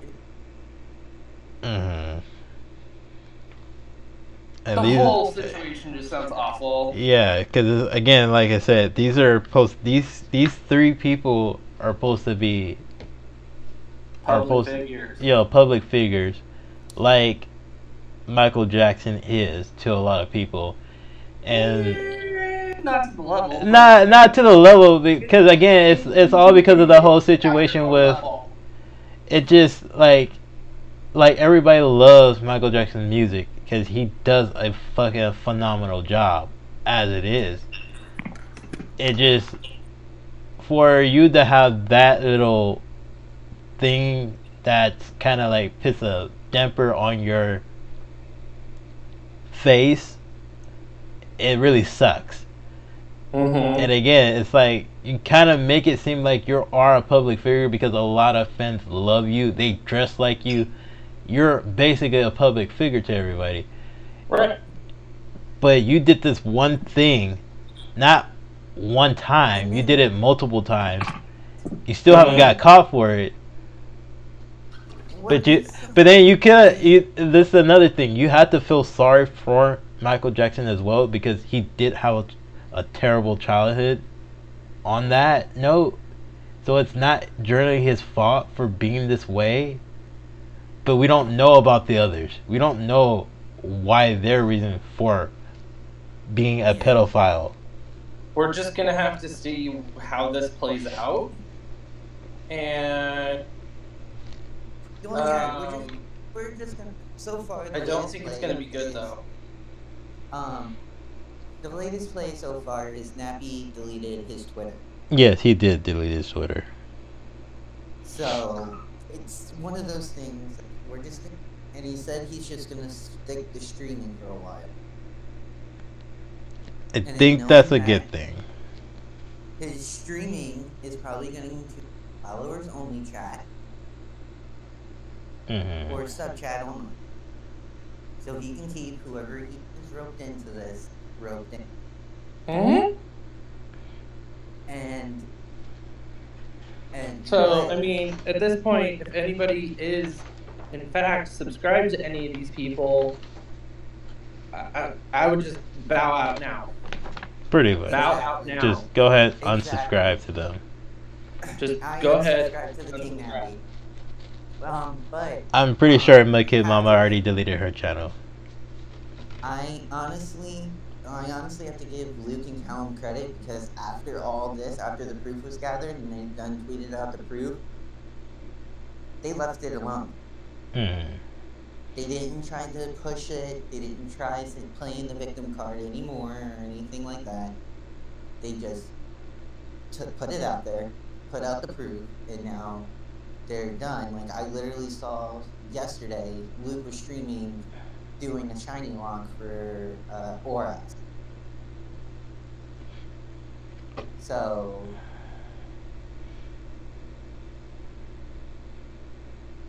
yeah, I mean, I have to give them credit. You have to give them credit. And then again, like the situation with Mohi,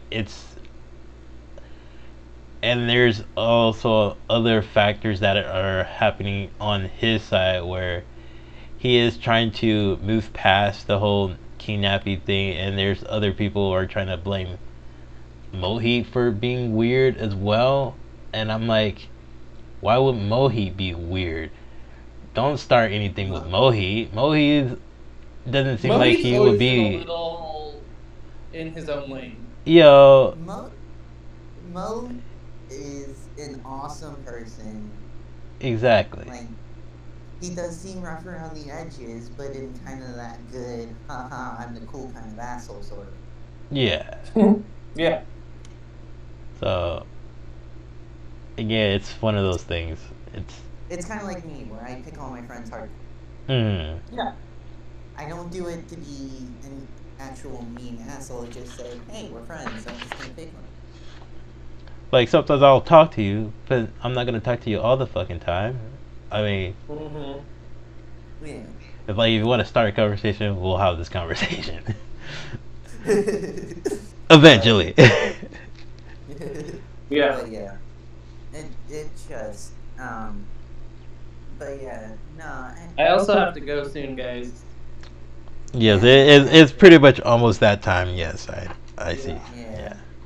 But yeah. All in all, it's been an insane week. But everyone so far, besides Nap, sounds it by the looks, trying to get past it all. So honestly, we just have to wait to see how this all plays out. Just wait for our game releases. See what the next supposed room is gonna be. Figure out if it's a bunch of hot garbage like it usually is, or it's actually truth. Well, if it's hot garbage, then it's caused a lot of trouble. Yeah, this is the thing. Like I said, like the whole thing that they had to bring up on the whole Michael Jackson situation and R. Kelly, it literally felt like it was like, oh, this is a time for everybody to speak out because they brought up these two. I was talking about leaks for like Sword and Shield. Yeah, but it's been on the news a lot. I'm honest, unless allegation proof, usually just subsided, because honestly the world's slowly burning down around us and nobody cares.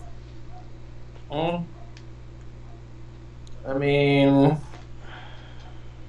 what can you do? I mean, that's a whole, like, the whole just that's a whole nother topic. Yeah. Like everything just breaking down around us. That's a whole nother topic. Yeah, honestly, but in the end, what always us And it's screaming all being caused by a bunch of microaggressions. not essentially like microaggressions, but like people are starting to come forward in this particular realm regarding things like what Mudkip Mama did, what Decatur did. They're starting to come forward and being like, no, we don't want this shit to happen anymore. It shouldn't be happening. It shouldn't be happening, and it should be happening from the start. It shouldn't happen from the start, and it's like this is the Pokemon community, and Pokemon community has to do with the fact that the game is based around for kids, and again, like I grew up with Pokemon. Like, that was one of my things starting. It's geared towards children. Yeah. Oh, in the game.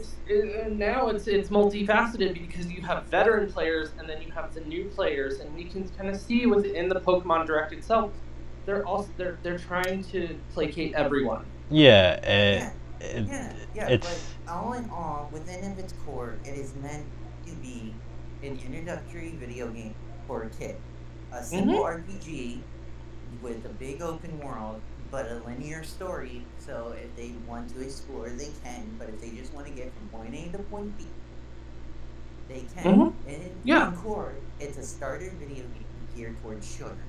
Exactly. They just add all the complicated stuff for us older folk who have stuck by them for the 21 plus years. Exactly.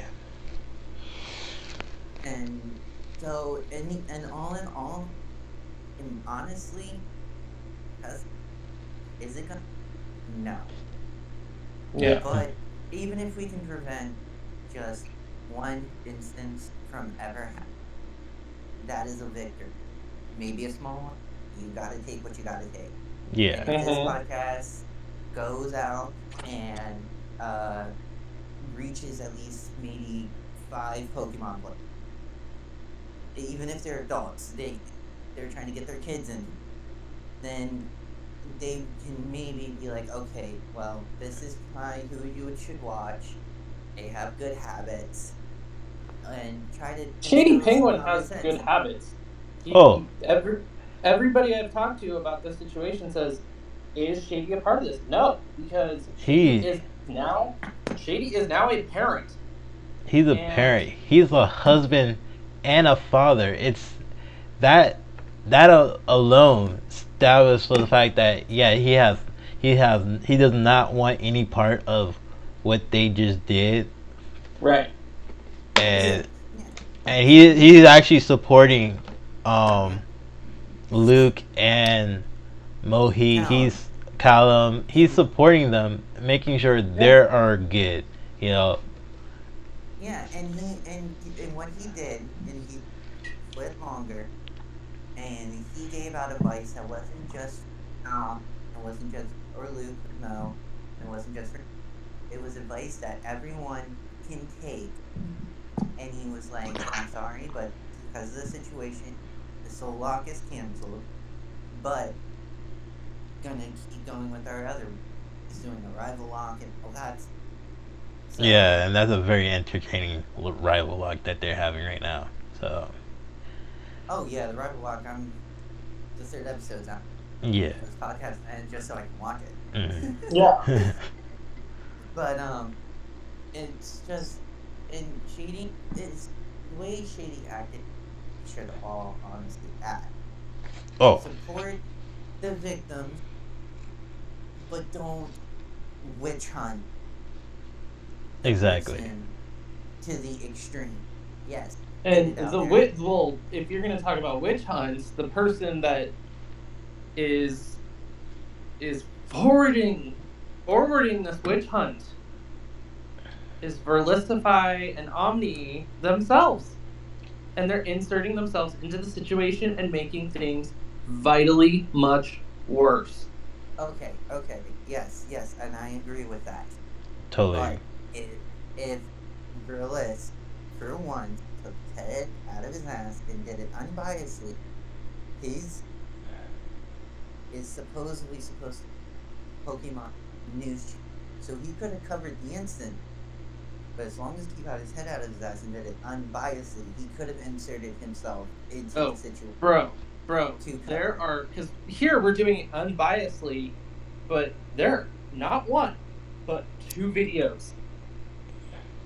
Yeah. And I told this to John, I told this to our other friend Isaiah, that he basically made those videos for his own personal gain and to stir the pot.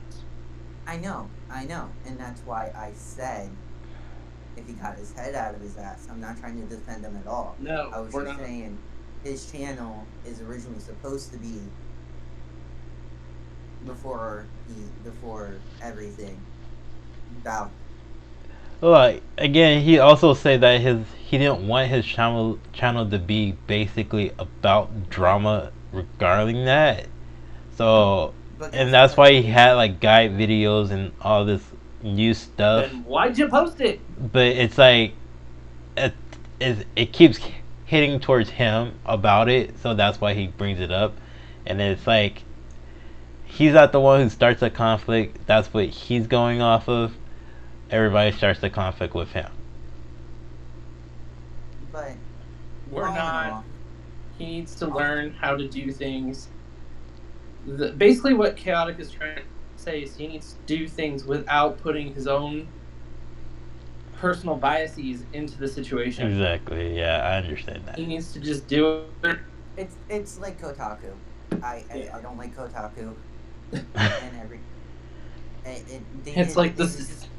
It's like the CNN of the gaming world. We get it. Yeah. I'm not a big fan of Kotaku either. I just recently read their Code Shadows Die Twice article, and I was laughing because it's so ridiculous. Like, oh, it should have release mode. This is a From Software game. Mm-hmm.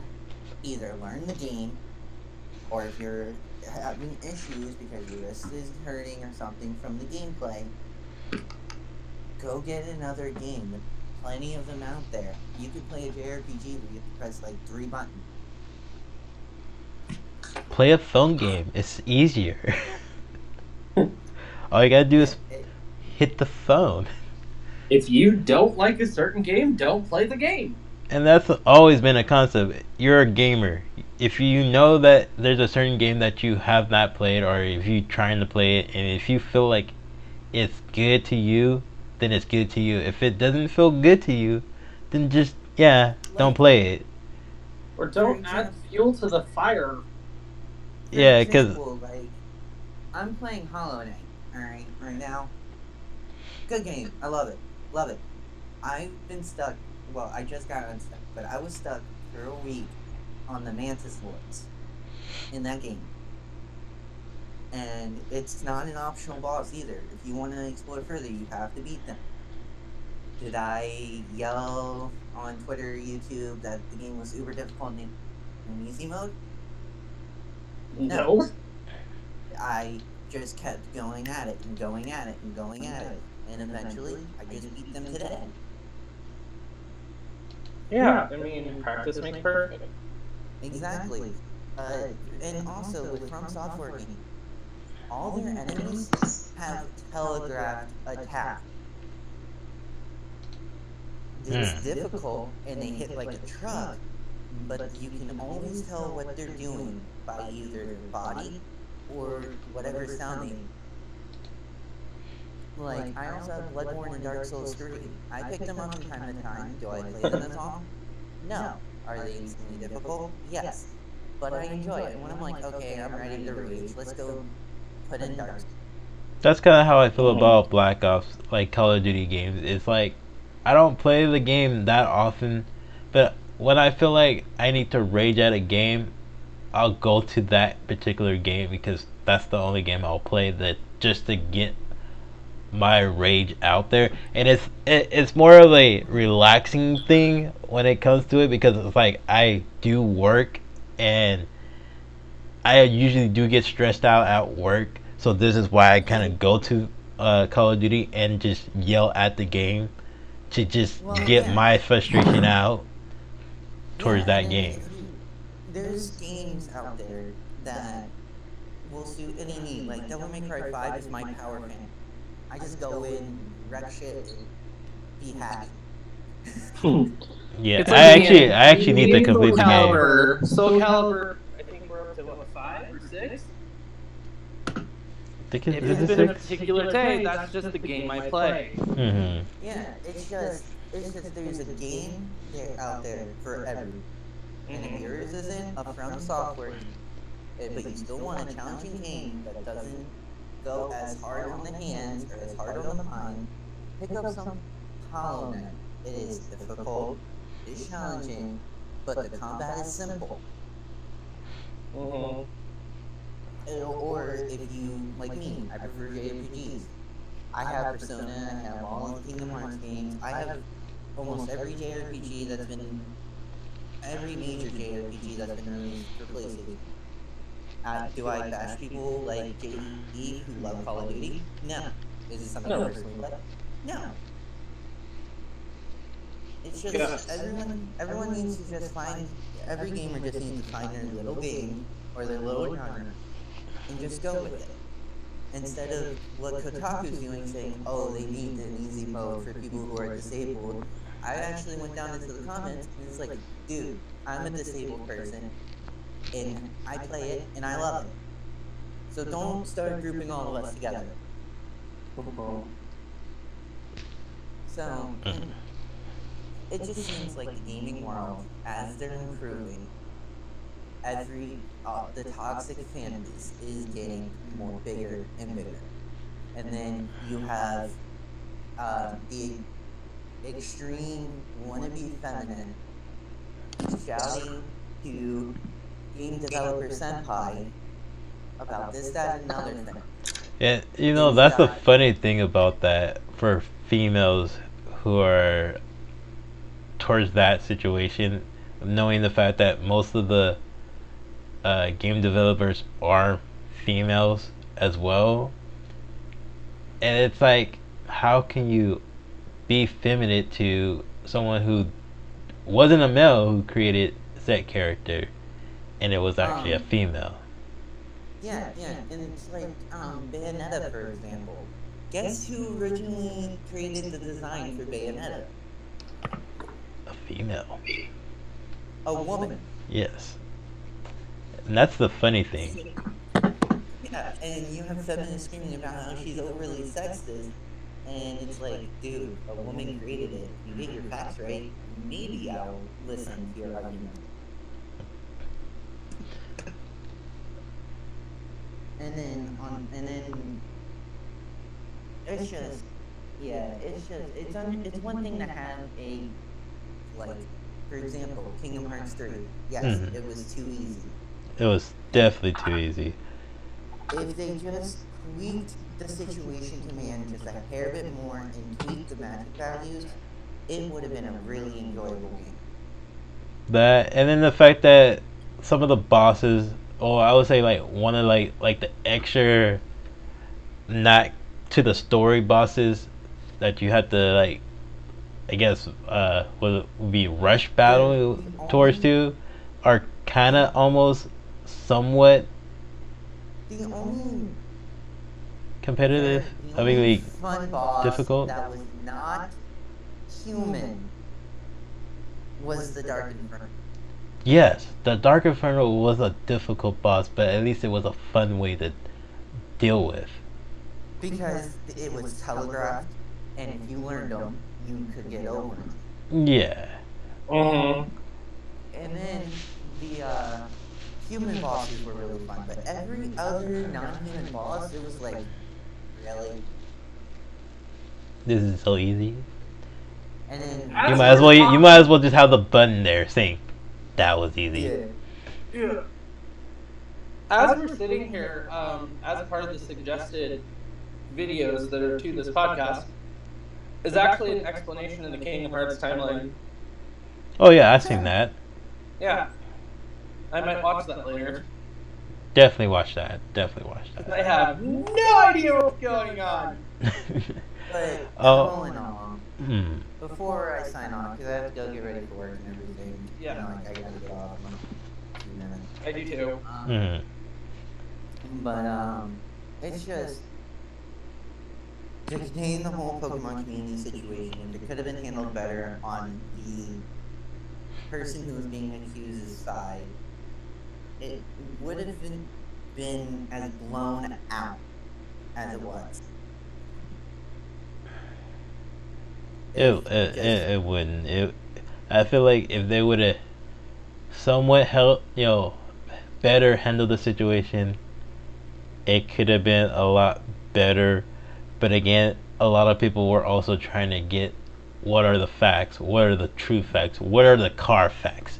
And a lot of people have been saying that, like, what are the car facts? Let me know, because I don't know, and I'm going into this, and I'm going in blind, and I need to know the facts before I say, oh, that's, what it is, I need to know. Yeah, and then with just video gaming as a whole, we just need to just sit down, enjoy the games for what they are. Developers put their blood in. Yeah, you can't just judge. That's another thing when it comes to Pokemon. It's like a lot of people are saying like, oh, the people from Pokemon Company just don't have better designs. They don't know. They're just not making any good ideas comes to Pokemon. And it's like, one, are you a game developer for one to be judging someone else's artwork on Pokemon? No, you're not. So shut the fuck up. I mean, yes, you do have your opinion, and you do have that freedom of speech to put out your opinion. Oh. But here we go with the whole concept of freedom of speech. Yeah, opinion. I got like 10 minutes before I have to leave. Okay. Alright. Thank you guys for having me. Yes, thank you for having us. See you guys. Alright, chaotic Dev. So, if you guys enjoyed this podcast, definitely be sure to make sure for part 2, because eventually part 2 will be heading next Thursday or the Thursday after. Again, like I said in that update video, I will be trying to have some more of this on a Thursday. Don't know when the Thursday is going to happen, but whenever I preset the schedule for the next time of doing a podcast, you guys will be notified if you are subscribed. But again, thank you guys for coming out.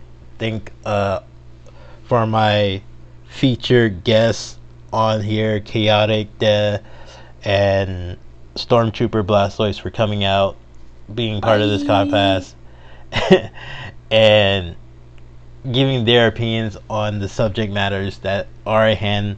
I mean, I do have like other topics to go on about, but right now I feel like that will be saved for the next podcast. So again, thank you guys for coming out. Bye. Bye.